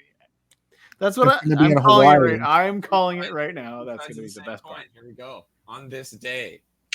I think the internet's gonna hate it though. The internet hates everything. The internet's gonna hate it, but I'm gonna But love Steve is different. You're better than the internet. it. It's true. So over to the next day, the nerd guy apparently had a huge crush on her. Is that what I'm supposed to read from this interaction, where he's like devastated by it, or are they just best friends? Was he gay? Was he? You know what I mean? Like, Oh, I I couldn't thought really- that he was into her in the very beginning. okay, Yeah, Everyone's gay. everyone is gay, but as far as the 1989 hit feature, A Nightmare on Elm Street 5, The Dream Child, this character. The second one, that one's so gay. It's the gayest movie ever made, movie I- besides like actual movie. gay cinema, Oh, like Brokeback Mountain. it's crazy. It's so gay. The second Freddy is like the gayest movie. Freddy the 13th. Freddy the 13th is. Oh, okay. So Gayer than- there's a 13th Nightmare on Elm Street. Mark, I'm telling you right now, Nightmare on Elm Street Part Deuce. Yeah. Gay. I'm writing it down. It's, I'm gonna write it's it highly regarded as retroactively gay cinema. It was probably written that way at the time, but it's so subversive, and it's like There You are have parts to where be they're pretty- like, I want to fuck a man. And you're like, what? And stop. And he's like, I just don't know how to not. Don't. I don't know. Well, I guess I gotta watch this movie then. Yeah, it's very good. yeah. This movie. This No. movie is extremely heterosexual. The problem here is that while he's sad, he does have a hero character that he draws. I didn't write down the name of the character, but it was called something stupid like the Phantom Night Phantom. Yeah, dual wielding, cool mask guy, gun shooter, cool guy.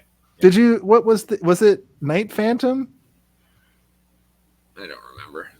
He was like that guy that Batman looks up to.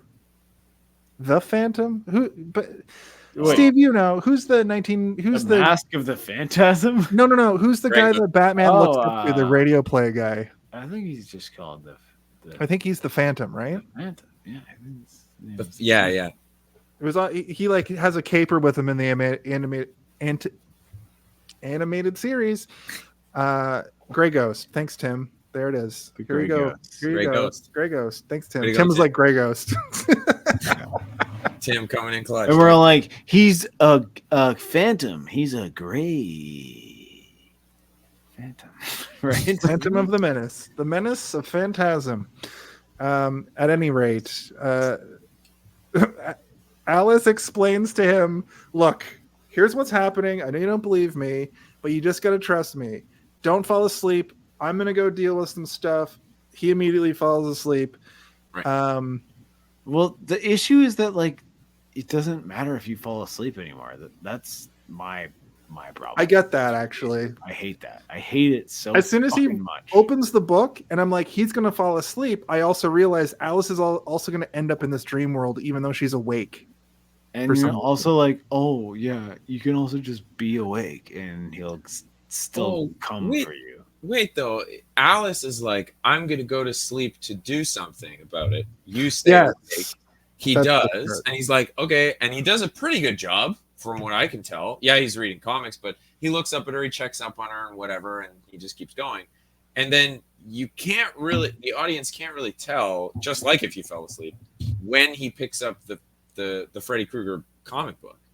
So I thought it was like neatly done there, where he's like, he picks this thing up, and even though I know No. this movie, That's later, though. So That's when he actually becomes the guy. This is the part of the movie where she's trying to explain to him that Freddy Krueger's back, and he's like, I don't get what you're talking about. That's impossible. And she's like, I have to go into the dream world now. And she does do this and goes to sleep. Stay here and read the book. And yeah, then, you're still right, Mark. Don't worry. You're still you are correct. You are absolutely right. But the point of the movie that we're at is a little bit earlier. Right. Okay. Because this is the part where they end up back in the Nightmare on Elm Street house. which every Nightmare on Elm Street movie needs to have for some reason. Right. And because in the first movie, the very first Nightmare on Elm Street house is a seminal part of this whole series because that's where the original battle took place between, what was her name even, Steve? The first girl? Piss Warrior. Her name was Piss Warwick. The Piss Warrior. The Piss Warrior. From Piss Warrior to Dream Warrior. Was, the new documentary I'm putting her together. name was not Piss Warrior, but her name was Piss. I gotta say that house and the whole plot surrounding the house and the whole there's kind of a hellscape in a different world kind of thing, and it's kids in a town is like, wow. And a vaginal canal on the floor. It's like Stranger Things, like crazy. Yeah. Right? And it still felt like, oh yeah, this is an 80s, like Stranger Things still felt like it's an 80s throwback kind of idea movie. Batman's true inspiration is the Piss Warrior. That's right. And I didn't really realize how much this movie like must have directly influenced that idea. The old decrepit house, they go back there. Yeah. And then, especially in the later seasons, there's whatever his fucking name is, who like gets into their mind through whatever kind of means, and they're all together, and there's the lights, and he comes through the netherworld. It's like that thing. Vecna. The upside down. The upside down. Yeah, it's very much this. He's a pissy warrior. He knows your mind. Full of piss. Vecna's going to piss in your mind, and Freddy is going to piss in your butt. Okay. Freaky Jacob. Sure. Freaky Jacob shows up, and he's like, "Mommy, you're here." And she's like, "What are you talking about? You were just in a hospital a minute ago." He's like, "My ass is full of piss." And we never made. So I have a little segment. I have a little segment that my I've been ass is so full of piss. I've had a. I've had a segment. I thought that's what you were telling me to do. I wasn't. I've had a segment that I've wanted to do on this show that we haven't made a sting for, but it's called Credits. And it's basically a moment in the movie where you could just be like, this person dies, the credits roll, because that's the end. Oh. They do talk about this a little bit later. They bring this up. But at this moment... This? If you had to pick one, what do you think the Home Alone of it all? Cut it. Oh. That's for the end. This is called Credits, and it's if you did this at this moment, you just end the movie. And I said to myself, how come she hasn't considered getting a fucking abortion? Just abort this nightmare. She makes a good point later that this is her one true connection to Dan, right? Because Dan is now dead, so I get that. Dead Dan, R.I.P. But at this point, I'm like, you know how you could fucking kill Freddy right now and fix all this? Stomp on his little tiny head. Throw yourself down his flight of stairs onto a coat hanger. Woof. Jesus Christ. Or just go back to the hospital where I'm sure they would do it for you. And I'm sure that rich parents of dead Dan would just pay for it. That's true. They kind of especially if you're like, look at this thing, and they'd be like, what the fuck? And he's like, actually, that scene when the mom and dad are like, I don't think you can care for a child. I don't think they meant like give it up for adoption. I think they were like, let me punch you. You can't. We've got a little bit of money. We'll pay you so that my husband can punch you in the gut a couple of times. Yeah. My husband was an ex-boxer. He can do it. He's done it before. And he'll do it again. He'll do it again for free. Anyway, do unborn babies dream?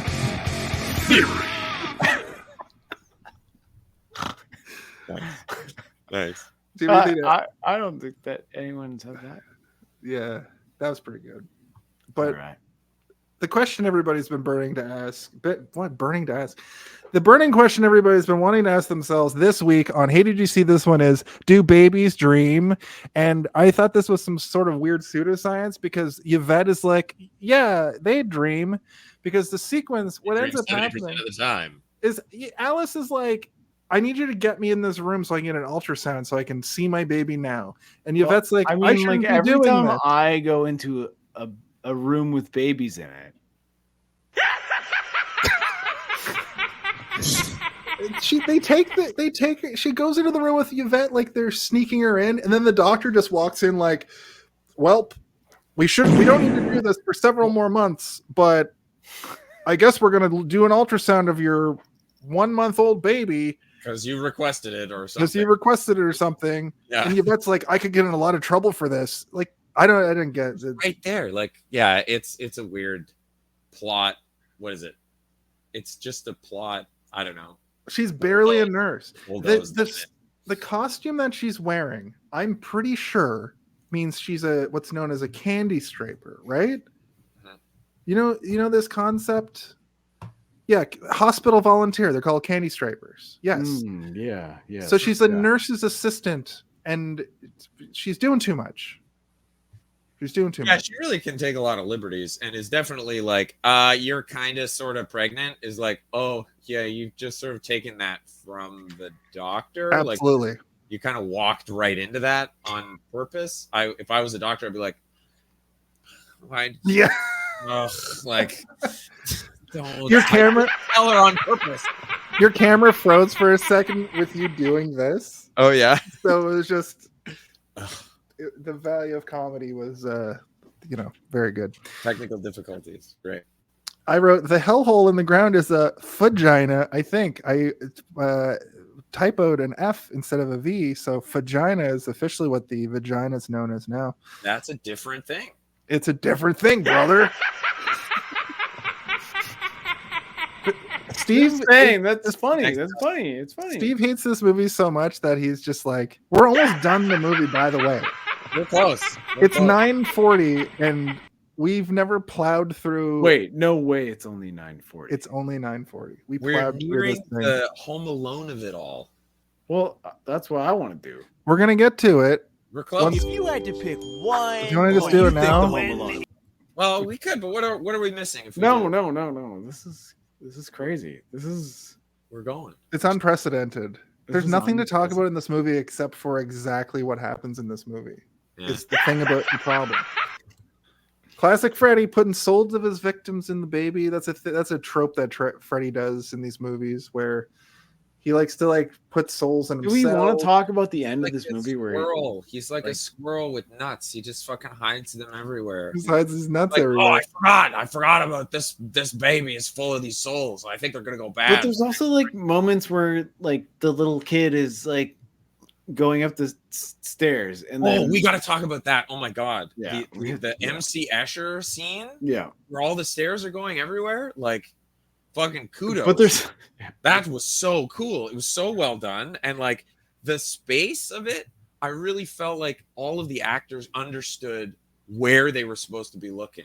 It was designed enough and described enough to them. There were parts where he's doing shadows. Yeah. It was all really good. I bought the space and the blocking of it all. It was great. I thought it was great. Maybe the best part of the movie. Maybe the MC Escher, the matte paintings were cool, and I liked the nonsense of it from a dream standpoint. Yeah. How about so just to back up a little bit, because we literally are coming into we're in the third act. Yeah, we're all kind of who fucking gives a shit. You guys, I have lowered my rating of. So I made a note while I was watching this. In my notes, I was like, "Why does everybody hate this movie so much?" Because it's bad. And I understand now. I'm a charlatan idiot, simpleton, who is impressed by. It's like my dad fucking saw Phantom Jason's Menace. I love when she's Phantom Menace, and he loved Phantom Menace because of the scene in Phantom Menace when the big fish eats the smaller fish. Well, also Phantom Menace is okay. I like it's good in retrospect, but Steve, at the time, I was like, oh. No, at the time I was like, this is the best movie ever. That's true. Made. You're a special case. The rest of us were all what in the world was that? Yeah, what happened? But my dad's tricked by special effects. I have proven that I am also tricked by special effects because some of the practical stuff in this movie is some of the best stuff. I haven't felt scared or queasy like I have in any of the 20 movies we've done to this point. This is the one that makes me want to barf. Yeah, I hate the grossness of this movie. This movie, the body horror element was way done grosser than perfection. any other Freddy. Yeah. The practical in this is crazy. It's like so good, especially after last week. But it's also not good though. Like when her cheeks are like out here and like there's no, they're not moving. It's just you kind of got to buy some of it. I suspended disbelief for that. Yeah. Yeah.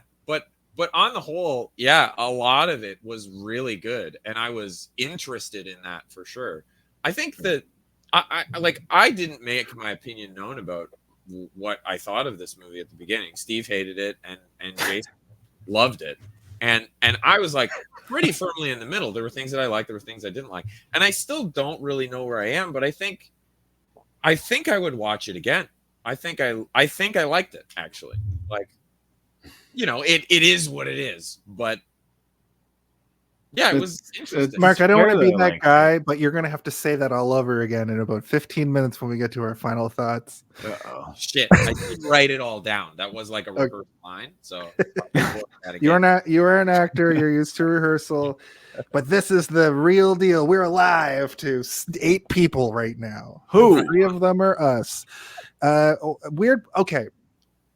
Here's something that I thought was a weird thing that I thought was going to be more of a thing, but when they get to Alice's bedroom or wherever they are, and they're kind of like deciding the final plan. Did you guys notice the plant holder that was legs? Dude, I took a picture of that. Did you notice the plant holder that was a whole ass pair? He took a picture of it. He just said he took a picture of it. That I thought was going to be a whole thing. I thought it was like Freddy's gonna be like, I'm wearing pants now, bitch. No. Yeah. You see that? That's Yvette, and that's the fucking plant guy. You can see the jeans, sort of. Love that. There's I want to make that. That's why I took a picture of it. I was like, that's fucking hilarious. What a weird fucking thing. Now that feels critically 80s. That feels like pet rock level 1980s. That's like they're like, we got 1 year left. 1989. We got fucking bananas. Yeah. Next year it all turns to fucking earth tones. Right. The thing I loved about that was how it almost felt like they put that in there for the viewer to be like, is Freddy gonna wear those pants? Oh, Freddy gonna put them pants on? It was like a red herring kind of. The dumbest red herring in cinema history, perhaps. Totally. I feel like I didn't feel that, but maybe I'm floating around in my own world over here. And also, to that point, Yvonne still doesn't believe that any of this is happening, even though 3 of her friends are dead at this point, 2 of her friends. Yeah, she's like, listen, I know that Freddy Krueger is real, and I know that he can kill you in your dreams, but there's no fucking way he can kill you in real life. Yeah. No way. Not happening. Impossible. But what ends up happening is Mark is like, I got cuts on my hands. And then Alice pulls out a stack of dossiers that's like, also, these kills are mysterious. Yeah. I thought that was also funny. Like the just juxtaposition of like of plant legs and then her pulling out this stack of fucking dossiers, I thought was a really funny. Was that meant to be funny? The way she's everything like, that's meant to be funny. look at all these kills. Everything in this movie that is meant to be funny is meant to be funny. And then Mark is like, why don't you get an abortion? There's ways we can well, I mean, remedy maybe that. that's not meant to be funny, but yeah, That's everything hilarious. else is meant to be funny. Anyway, she won't do it. I hate the message. She didn't get an abortion? No. Well, You're kind telling of. me in the movie The Nightmare on Elm Street 5, A Dream Child, she didn't get a fucking abortion. She did not abort.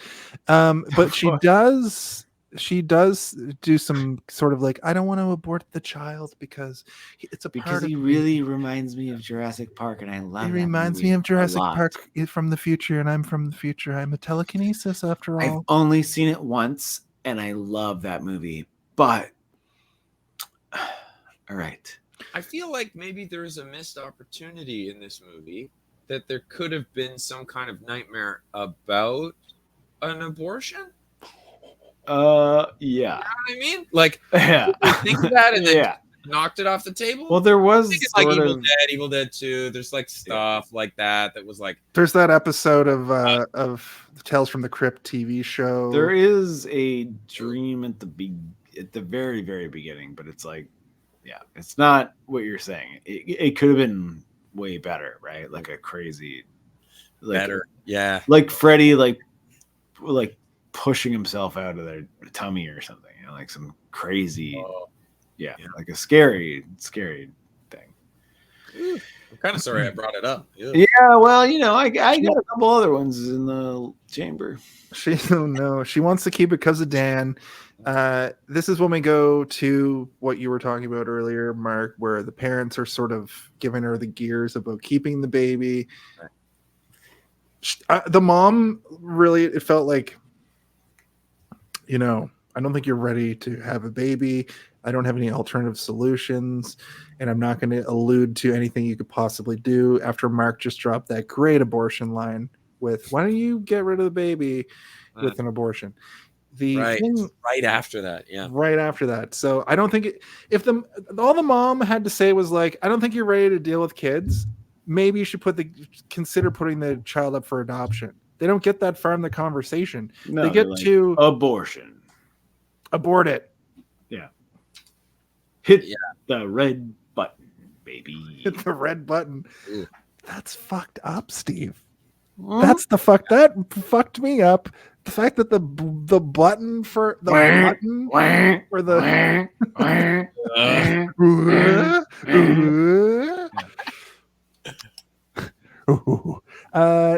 they figure out they have to free Amanda Krueger so she will help stop Freddy Krueger.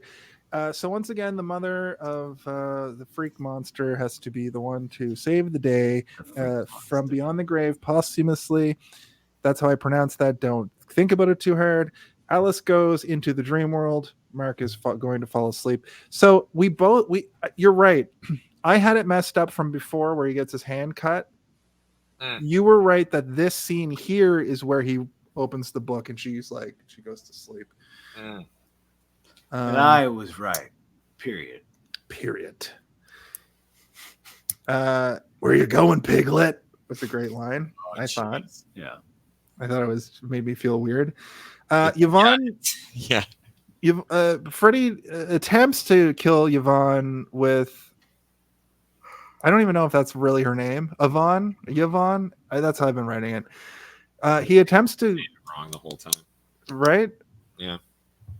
He attempts to kill her. He does. He uses all of his powers to make her sort of dive onto the pavement. But I liked this scene. I thought the water was going to turn to solid, but it didn't. Instead, she dives into the water and then goes through the water. If she goes through a tiny puddle, like a circus freak, right? Yeah. Like the circus diver or whatever they're called. She's a real circus freak at this moment. She dives down. She ends up in like a manhole, like a sewer. And she's perpetually drowning. I guess that's your fear if you're a diver. Like that's a pretty good. Hold on. Yeah, that's high concept. Perpetually. Yeah. In fact, during that scene, I was like, "What are my greatest fears?" I started thinking about. That's what I'm going to ask you right now. See, Jason, so this movie was good enough to make you self-aware, to make you question, oh man, I'm scared of everything. So I want to know. What are your fears, Mark? What are your fears, Jason? Shit. What are you scared of? I'm afraid of walking really cool down the street while listening to a really badass metal song and tripping a little bit. Yeah. And everybody sees. Everybody. I don't think that's true. I think that's I think that's happened to you. It's happened to me. That's why I'm like, that's not true at all. I don't know. I think getting cut I think being frozen to death, maybe I think, you're scared of getting frozen to death? No, I think a plane crash might be it. I'm going to Mexico next week. I think a plane crash. This guy is all over the place. Mark, what's yours? Yeah, plane crashes don't really do it for me. I think that my worst fear I think is I think I have thalassophobia. Yeah, I get that. Fear of deep water. Fear of open ocean. Fear of deep water. Fucking check this one out. Here, let me compound that for you a little bit. Let me make that phobia a little bit worse. All right. The concept of like megalophobia, big Yeah, stuff. I do. I know what that is. Huge things. I'm scared of flags that are too big. Imagine you're out in the middle of the When water. a flag is too and you big, I'm swim like, up- maybe get you- that flag a little bit You smaller, swim up please. to a fucking oil Too scary. platform. That fucks me up. Oh, Thalassophobia, megaphobia, and the thalassophobia. giant structure there. Yeah, I fuck. That reminds me of a dream that I had a long time ago where I like. 1, 2, Freddy's coming in you. Oh no! In me. This is a different dream. I said what I said. I like fell off what I thought was as a young kid like the Golden Gate Bridge, and you know the like suspension like cables that run like this, but the ones that run straight down. I remember falling off and being really close to those, and those running all the way down into the water, like as far down, like I don't know what they were even stuck to, like infinitely into the ocean, and then like fell in beside them and was like grappling with it, trying to like pull myself out. That is the first time I thought of that dream, and like I think you're afraid of drowning a little bit then, just in general, based on your thalassophobia and that nightmare you just told us about. Maybe. I mean, I love to swim, and I haven't swam in a while, but I really like to swim, so I don't know. Maybe that's why it's a fear, is because I like to swim, and it's possible that I could drown. What does this mean? When I was a kid, I had a nightmare where I was, I don't know if I was kissing Curious George. my dad. Nope. I don't know if I was saying. looking at Curious George or I was Curious George, but Curious George is in a like a wading pool, you know, like a little backyard pool, and the man in the yellow hat just comes and puts his boot in the water, and I woke up and I was scared. What does that mean? Shit. Kind of put his foot in the water. Like a germ thing? Like your boots are not supposed to. What do you think that means? Do you think that's like some sort of like? No, that's dumb. I don't know. I was 10. Yeah, well, that doesn't. Or maybe mean, 8. No, that doesn't mean anything. That's a bad dream.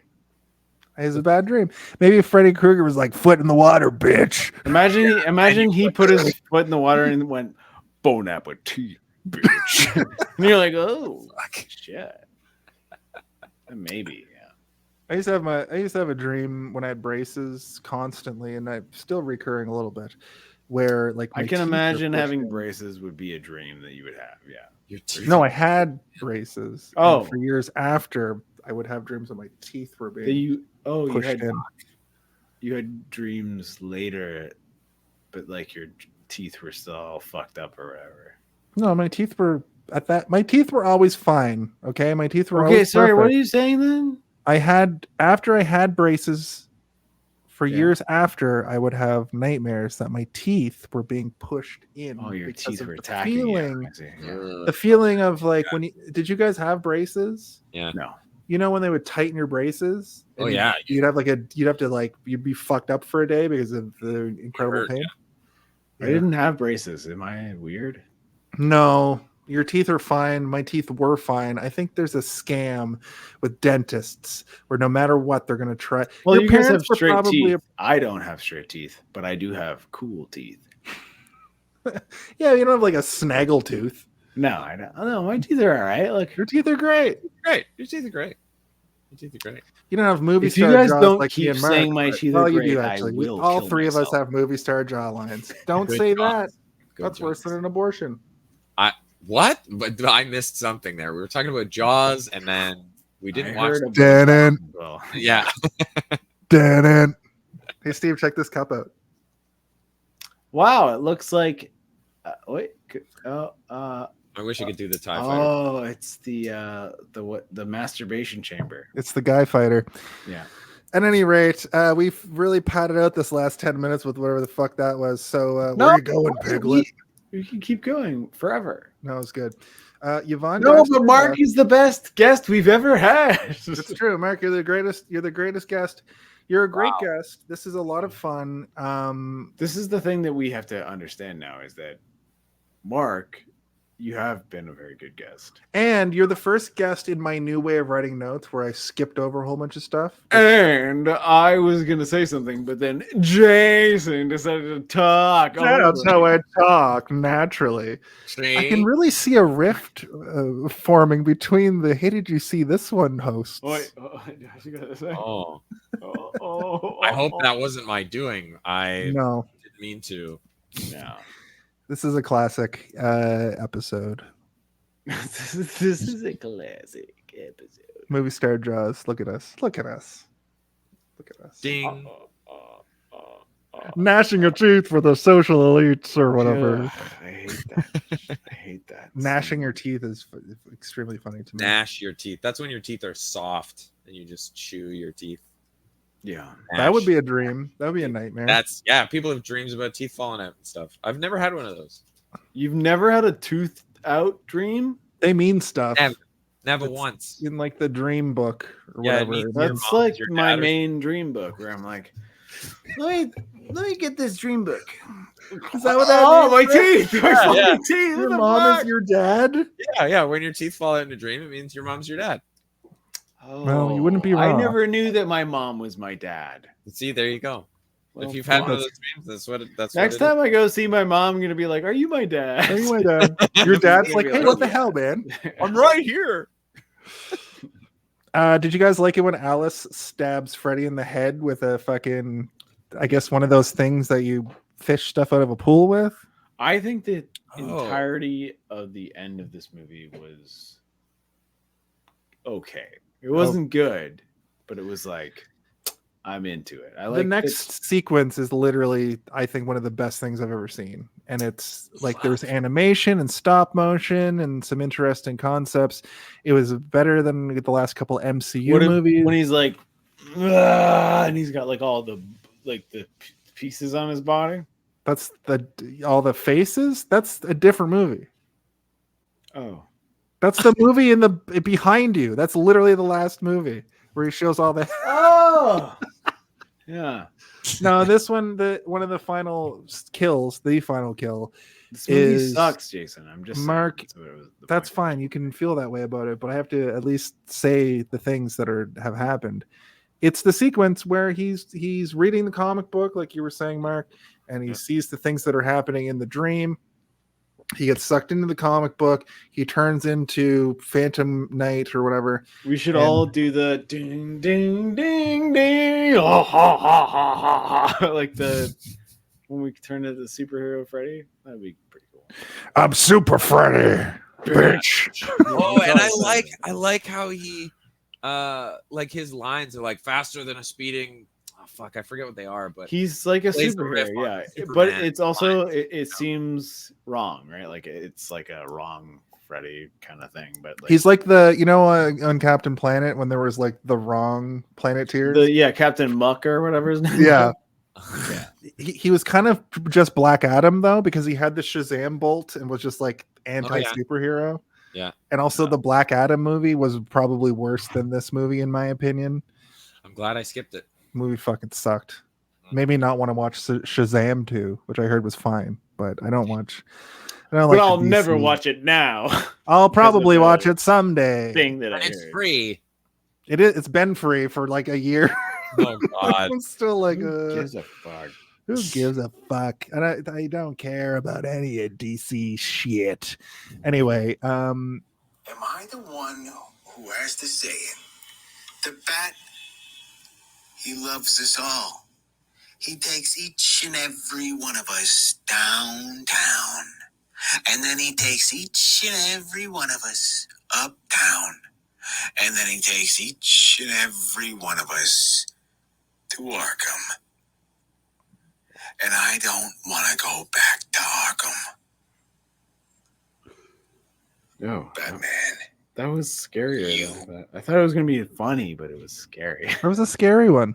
Yeah. Pretty So you're like, this audio clip from earlier today is better than us talking about the end of this movie. is This what I movie got. sucks. Well, let's finish it up. We'll get to our final thoughts. We'll play the game and we'll get out of here. Right. We'll get off work early tonight. It's great. Oh, I wish you guys were all here. We could hang out. Yeah, we're not. The animated kill. Jason, was- don't be mean, you bitch. I'm being mean to you, bitch. Wow. The rift widens. It's true. I think that Suck it Jason, down? I think that it's just Jason just doesn't like having friends. Oh. Why would you say that? because you're a bitch. Wow. Anyway, the thing that I liked about this sequence is like it felt fun. It was kind of visually interesting. Freddy is just like chopping the whole room up. He's dressed as the comic book character that he sort of telegraphed earlier. I was like, he's gonna be that as his kill, or that thing is gonna kill him in some way. I knew it from the very get-go. And the comic book, after he gets killed, he gets like chopped up. Like Freddy ends up winning. Mark almost wins. He shoots him up real good, but then Freddy's just like, haha, it's my dream world, you bitch. Right. And then you bitch. I'm sure that comic book, not only would I like to somehow procure a version of that comic book. It looks like it would be cool, a cool comic, right? Like, right? We want to see that comic, yeah. But I'm sure in that reality, since it fell to the ground in reality, it went on to sell like 1 million copies. Like it turned into Spawn. Yeah. The Spawn comic. Right. Alice found it on the ground and she was like, oh shit, I need some money for my baby. Todd McFarlane was like, ding, ding, ding, ding, ding. Amanda threatens to get his mom and hits him with the demon pram, and then he gets torn apart by the crazies. Luckily, he can explode into spiders. So you guys know what scene that was. That was basically Yvonne or Yvette. Maybe it was Yvette. I was saying Yvette at the beginning of our broadcast here, but I don't know if it's Yvonne or Yvette. Is it just Yvette? I think it's Yvette. I think it's Yvette. Okay. I wrote Yvonne for all of my notes. Yvonne. Somebody Somebody should look that up out of respect for this character, I think. I know. I wanted to hate her too because I thought that she was an insensitive character, but Freddy Fazbender comes back in Freddy Fazbender. That would be one. I watched that movie the other day, and you know what? It's fine. It's bad. It's fine. It's bad. You know what? But it's... Jason, you're right. It's fine. Yeah, it is fine. Yeah, it's fine. It was an interesting take on a thing I didn't know that much about. Yeah, that's kind of what I wrote. I was like, yeah, fine. Who cares? Her if name... you care, you care. If you don't, you don't. Oh, her name's Yvonne. Okay. It's not Yvonne? It's not why Yvonne. The way I wrote it down, Yvonne, like Yvonne. Right. Yvonne. Well, there you go. There you go, ladies and gentlemen. That's the end of our show. No, but so that thing that I just said is basically Yvonne frees Amanda simultaneously to all this stuff happening. Amanda Krueger, the mother of Fred. She's sort of the mother of Fred.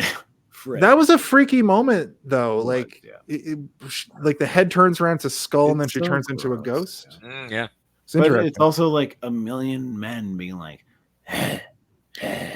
Well, then it cuts over to this. All of this was very dreamlike too. It felt really like cut after cut after cut of things happening.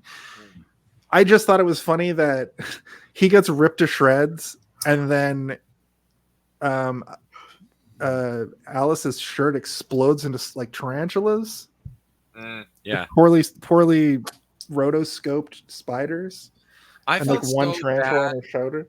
I felt so bad for those spiders. Yeah, like they're so fucking fragile tarantulas, and there's like a stunt guy or person or whatever who's like stomping right next to them. I was just worried the whole time. Like, I really like tarantulas and stuff. I think they're really cool. Yeah, spiders are cool. Yeah, and like I do not like tarantulas. What made me afraid was for the spiders, not because of the spiders. Right. Yeah. Like, no, the little guys. Oh, my little babies. My little spider babies. Luckily, most of them were poorly rotoscoped into that thing. So, but luckily, he can explode into spiders. What am I talking about here now? It's piss my new and look. vinegar. It's my new look, like it. And he like puts his arm back on again. Oh yeah. This is like the final battle moment. Yeah. He's got it like loosely tied up in its sleeve, right? So he's like it's like flopping everywhere like a like an old comedy. I think it's cool that he stayed that way for a while. Like he didn't go, I'm putting myself back together, but better. He's like, I'm all fucked up and I'm trying to. He just was like, Who do you think you are? I am. Who do you think you are? I am. And they do that. They do that fucking trope where Jacob thinks that Freddy's his friend. Like, this is my friend, and he's clearly like a freaky monster man with a burnt face. Yeah. The innocence of children. And then the weird, like, so I like the special effects in this movie, but I didn't get what the weird body horror battle between Alice and Freddy was supposed to really represent, where they're like, he's just kind of cutting her up from the inside. Yeah, I think it was an excuse to make a weird big battle. Like, it's just supposed to be the end of the movie. One of the rare times I think modern CGI would have done this. I know, but better. You know, but it was 1989. Who do you think you are? I am would have been all over this. It's true. I think, I thought that part was cool. Like they were so. Like, what was he coming? He was like pulling himself out of her. I thought like, that part was really they were trying to pull each other apart, but they weren't like fused in the first place, really. But then what ends up happening is the baby just kind of crawls away from them after they are separated, right? Yeah. Right. So maybe it was that. Yeah. But he like eviscerates her arm at one point. She doesn't really fight back at all. And also, the most misogynistic shit I've ever seen is like. They separate and she's standing there all dazed, and then the mom's like, Jacob, you have to use all of your Freddy Krueger powers to like beat him, and he goes over and like slaps her and kisses her. That was weird. These are the real Freddy Krueger powers. Yeah. Tongue in the mouth. Anyway, something I really liked about this scene too, where they're like, it's like this mortal, they're pulling each other apart kind of thing, and is her name Amanda? His mom, Amanda Krueger, Krueger. She's like just spatially off to the side, this ethereal, like floating golden doorway open, and she's like standing there in this, like, it reminded me of like Dark Souls, like a moment in Dark Souls. I get that. She's meant to be like an angel, for sure. Yeah, it felt really good. I really like that part. There's a moment where Freddy Krueger faces. I forgot to mention that when Jacob realizes his true power, his face goes Freddy, like his face goes Freddy Krueger. Yeah. And there's this really cool shot where Freddy sort of comes from off camera and he appears like this, and they shoot him like, at the beginning of a Mortal Kombat fight, how they shoot the characters like kind of coming into frame. It looked like that. And I want to go back and look at, he's in like Mortal Kombat 11 or something. I want to see if it's framed like that. Yeah. It was cool. It's interesting. And, that's going to be kind of my whole thesis about this movie. But with that, of course, our boy Jacob Krueger, I guess would be his name, or Jacob, whatever his name is Jacques Krueger. Bonjour. Krueger. Jacques Krueger. His name is Krueger. Krueger. I also wanted to point out that while they're having that weird like body morph battle, Jacob's just like, watch. Yeah. I would be too. I'd be like, what is happening? Oh my god. But that's pretty much it. He gets blasted with Jacob's anti-Freddy Krueger powers. Like, like some sort of, I felt very Ghostbusters because he like blasts him with a ray, and then these like three new versions of like the souls come out of Freddy. Yeah. And the souls of the dead friends pull the baby out, the evil baby out. Amanda gets the nightmare baby, and absorbs it. Are we gonna get that baby? We're gonna get that baby. All of us. Everyone get your. It's a Freddy baby. Tiny little baby. Nice. So Alice's baby becomes light and absorbs back into her, because of course it does. And then we get a cut to Alice has the baby. It's like a month later or whatever. And we get Freaky Freddy kids playing jump rope, and then a rap song because it's 1989 and the credits roll. Yeah. That's pretty much the rap is like, it's Ninja Turtles, it's Batman. Yeah. Yeah. It's When what did it Ninja is, Turtles right? come out? 1989. Same year, I think. 1989, same year, yeah. Just that. But it's late not 80s like rap rapping ninjas. We're gonna rap. I'm a ninja man and I ninja cap. This is like this song has nothing to Hold do on, with Jason, keep going. Right. Everybody looks at me because I'm a turtle. Everybody looks at me because I'm Yertle. Yertle the turtle. He's a man who goes He's a down turtle. the street and He's he a is the Yertle turtle. I'm Ooh, not a freestyle rapper, but ooh, ah, some of ooh, that was Did funny. better than I ever did. ah. I'd be terrible at it. So Steve, remember the Ninja Turtles game that we played a few months ago? The I like, do, new one? yeah. I remember it There's very well. There's a Actually. rap song for that done by like one of the Wu-Tang Clan guys, like Redman or Yeah, something. and it's like, And it's awesome. It's awesome. And you're like, what the fuck? And like, that's how it starts, and that's how it ends. It's like bam, bam, bam, also dan, dan, dan, boom, ba-doom, doom, doom, doom, doom, doom, boom, ba-doom, boom, boom. Anyway, Wait. this is the point of the show where we talk about our Home Alone of it all. Oh, we want to talk about the fucking Home Alone of it all, do we? Is that what we want to talk about? Do I go first or what? If you had to pick one, Well, what do you think moment, the Home when Alone of it is all? the Home Alone of it all? Can someone please tell me when the Home Alone of I it really all? gotta When's the Home know. Alone of When it all? is the Home Alone of What it all? is the Home Alone of it all? Now that's the Home Alone of it all.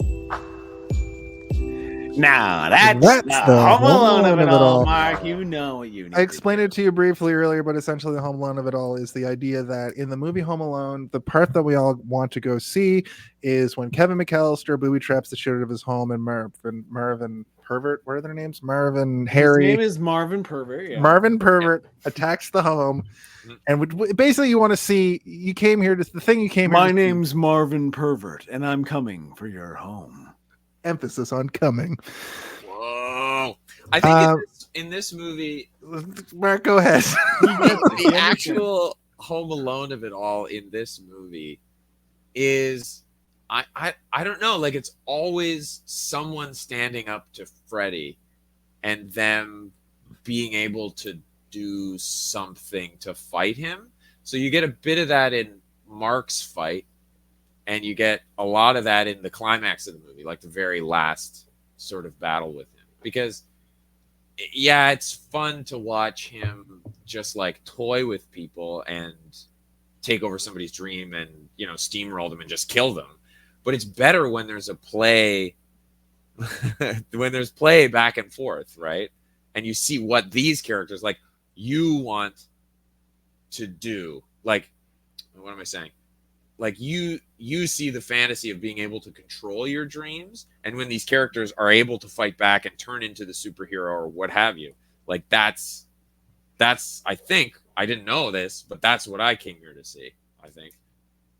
Yeah, I appreciate that. I think this one has an early Home Alone of it all. But Steve, why don't you hit us with your Home Alone of it all for My this? Home If you Alone had of it to all? pick one, Well, what do you moment, think the Home when Alone is of the it Home all? Alone of it all? Can someone please tell me He's when the padding Home Alone out I of it really all? gotta When's know. the Home Alone When of is it all? episode, the Home Alone like of they it all? padded out Home this Alone of it movie all. with Now Right. that's the Home Alone of pregnancy it all. scene. I'm Martin Pervert, and this is my Christmas movie. This movie does not have a Home Alone of it all. There is no Home Alone of it all in this movie. And if you try to tell me there is one, I think that you're wrong. That's unprecedented, Steve. Is that your final answer? That's my final answer. There's no Home Alone. There's 'Cause not. you didn't. not that. Oh, I get it. Because you don't like. You this don't even movie. like the movie at all. Yeah, it's no part of the movie. No. I believe there is no Home Alone of it all. Even if I did like the movie, I would still say that. I would still say it, that there is no Home Alone of it all. All right. Well, that's interesting. Because my Home Alone of it all is when Dan dies and Freddy starts reaping havoc on their whole shit. Like Dan's kill Oh, yeah. into the rest of the movie. That's sort of where I went with it. Yeah, because then there's a big motivation with the main character, and it drives the whole rest of the movie. Like at the beginning, you're not sure what's going to happen, but now there's like a reason for all of this to happen. I do respect what Steve's saying. Like I do get it, but objectively, I think that. I mean, objectively, it's like whenever he pulled his arm off or whatever. Like, fuck, Jesus Christ! But like, there's no real Home Alone of it all in this movie. No. All right. Well, I do not like this movie. I know you hate it. It's great. This has been... Mark, I'm so happy that you came to come with us on There's this still more journey, things. but I hate this movie so much. It's so fucking shit. But all right, let's keep going. With that, let's do a little bit of a game show. Oh, all right. Yeah, I don't understand this. What kind of game show? An MPAA rating game show. Oh my God, if only I could find the way home. Here we go. Wait.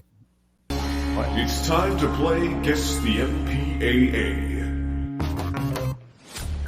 That's right, everybody. My name is Robert Englund, and I, of course... Your name's Robert Englund?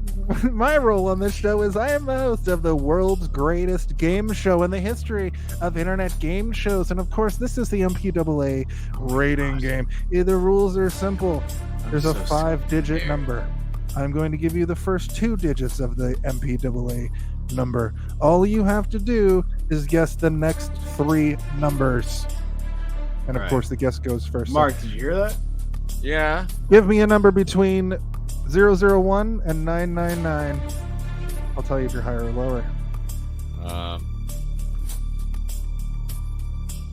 The first 2 numbers are 29. That doesn't matter, but like 29 and then 3. Jason, stop it. Not of the 3-digit number. Jason, stop it. 5-digit Okay, number. now I don't understand. So I'm giving a number between 001 and 999. Yep. Yeah. And the number I'm going to give is 555. Steve, higher. 8.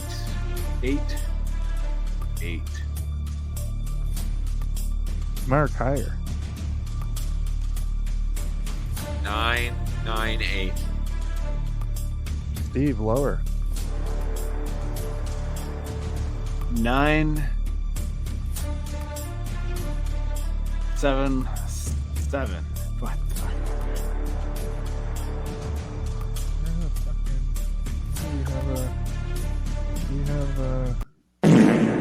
Oh no! I'm sorry. The official MPAA rating, the certificate rating for this is 29938. And if you're wondering what the fuck that was, essentially every single movie, as you know, has a MPAA rating that's associated to its like PG through R rating. It goes back to 1968, and originally we just said it. Our old co-host just said it, and I decided, why don't we turn this into a fun little game? So it's become the ultimate game show. The ultimate game show, Steve. Yep, it's an ultimate game show. It's the ultimate game show. Everyone says it's the ultimate game show. The MPAA, everyone. The MPAA. Wow. That's right. Wow. Wow. Mark, you're the only person who ever. Wow. Wow. Yeah. Okay, so I guess why don't we talk about our final thoughts a little bit there? All right. You first. Special thanks to Space Cadet Tim. That was a really great game of the MPAA. I didn't know what I was getting into, and I still don't. And I still think that was my favorite. It's basically the same reaction that everybody has. Let's talk about our final thoughts. Final thought. Wow. My final thoughts. Hold on. Oh, Jesus Christ. Final thoughts. Steve's on the 1s and 2s, and there's no 2s or 1s happening. Oh. It's time for our final thoughts. Much tighter when I do it. Sorry.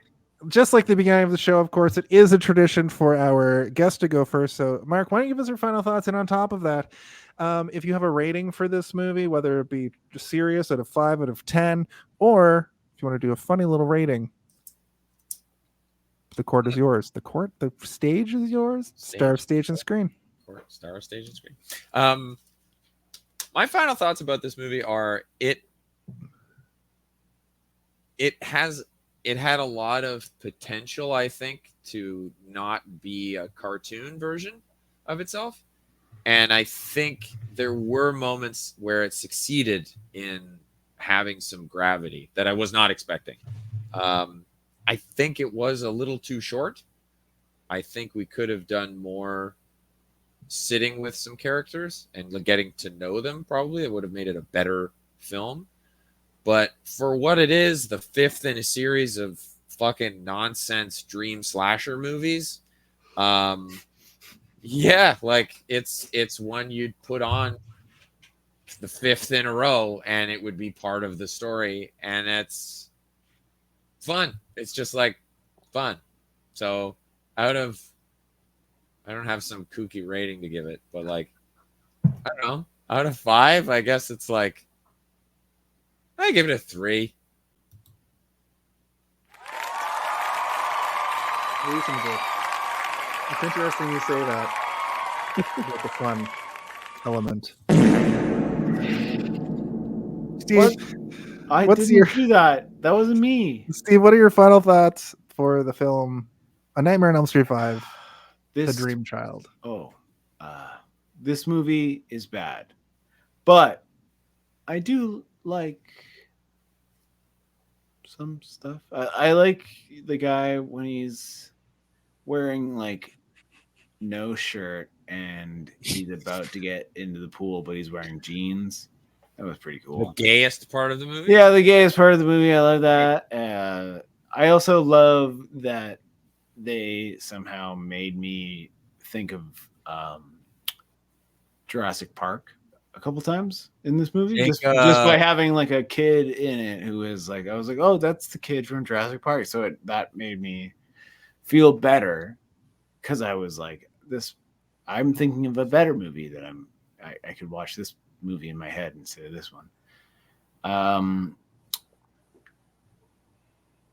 don't know. What do you guys think? You guys want to give me something to say or no? Okay. Nope. You're the floor. The stage is yours. All right. I give this movie Freddy Krueger continuously ripping his own arms off and putting them into like different parts of the. Remember he like pulls his arm off and like puts it, and then he like keeps doing that. That's out of it. Yeah. Yeah, that's how I feel about this movie. Is that I'm Freddy pulling my arms off, putting them around, and they're like cameras watching me. Like I'm looking at my own hand and being like, that's my own hand camera. That's a handy camera. So that's your rating. Yes. Okay. Pretty cookie. Mark, those are my ratings. This is the kind of ratings I give. Hey, you made up for my sort of vanilla rating. So okay. Jason, tell them about my ratings. My ratings are fucking wild. He does. In fact, I've taken a lot of inspiration from Steve's ratings. I ironically do out of 5, and kooky as all it may be, I also do a Steve rating now as well. So I see. Also, spoilers also about arms. Why don't you clap yourself out there, you happy clapper? Oh, I can leave if you want me to. No, it's my turn to go, so just do the clap and then the Undertaker bell. Or the fart. Sorry, I forgot. I've cultivated, and now Steve's on the 1s and 2s. If you want to change it up, it's cool. Here's what I wrote, and I'm gonna add addendums. I don't know why people hate this movie so much. I know why people hate this movie so much after discussing it with you guys. It seems like a pretty standard, campy, funny Freddy movie. That's true. The story is kind of dumb at times, but it's an 80s horror. I personally liked it. Also true. It's the first Grimoire entry that actually did its horror job. Truth. That I agree with past me. The set pieces and practical effects are the draw here. It seems like it has some real money put into it. 2 pennies. Most importantly, I had fun watching it. I think at the end of the day, that's what it was. I gave it originally a 3.5 out of 5 because I had such a good time with it. However, I'm going to lower it to a 3 with Mark on that because I didn't think it through. I had to talk about it. That happens sometimes. I don't stand firm all the time on stuff, but I got out of it. No, I'm still got more. Oh, sorry. I thought that you were going to get through it. I give this movie constantly losing an arm, but being able to put the arm back on. Oh, shit. I like that between the two of us, it got a 6 out of 10. Yeah. You know, like our two ratings made it better than it was. Yeah. I gave this movie too much credit. I think Steve went too low, and I think that Mark, you were sort of the Ruben Studdard. No, not Ruben Studdard. Who's the third guy? The Clay Aiken? No, the Yo Dog. Clay Aiken? I wasn't or maybe the Paula Abdul. I don't care. He's the Chucky. Oh. That's the Chucky alone of it all. Anyway, that's been our show for tonight. I think, Mark, I will actually remember to ask you. Do you have anything you want to plug for real this time? Yeah, I do actually. Or if this is the same thing as before. No, I'm surprised. I'm surprised, delighted, and happy to say that on April 30th, the movie that I star in called Wolves comes out for rent and buy on Apple TV, Amazon, Google, and Vudu. So hell yeah. I'll definitely watch that. The movie's called Wolves. It comes out on those platforms, Apple, Amazon, Google, Vudu, and on April 30th of this year. And later on in the summer, it comes out on fucking Blu-ray and DVD, which is like the coolest fucking thing. What's that? It's this old like technology. Well, that's all the time we have for this week. Oh, wait. Mark, how would you feel if we watched your movie on this show? Yeah. I was thinking that. I wonder if you guys did one. I don't know about it the whole time. Would I be the guest and come back on? Would you like if you wanted to? Because you give us the kind of cool. Yeah. You could give us the insight because we like to have a little bit of insight in the show. I know it doesn't seem that way, but we do like to delve that way. So I would love to just do a one-off, even if we do 2 episodes in 1 week. If you want to come on and we just do one of these about that movie. Yeah, sure. I'm excited to watch that. I've seen you do some stuff. I've seen you here and there, and you're a good actor. And most people watching this show may have seen you in a very, very popular / all over the fucking place in my face for years Captain Morgan commercial. Yeah. And best known for its place on YouTube during the original Adpocalypse. It was there. You got a lot of show off of that. So I hope that boistered your career a little bit. It did a little bit. Yeah, that's Mark. I'll say I love you. I've also seen you in an actual play before and stuff. So with that said, I think there's one very important question that we have to ask each and every week. Right. Okay. Mark, could you give us a hand? Hey, did you see this one?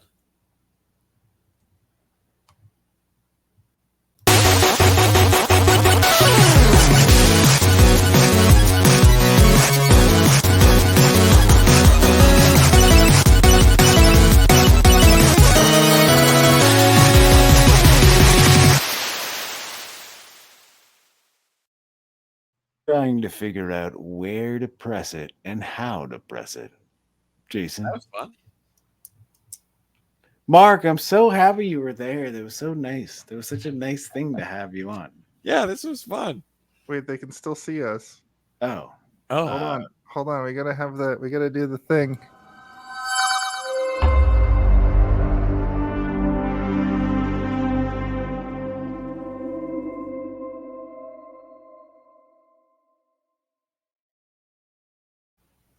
Wait. How do we get rid of that? It's supposed to be the end of the thanks for watching screen, but instead, bye. Wait. Later. Oh,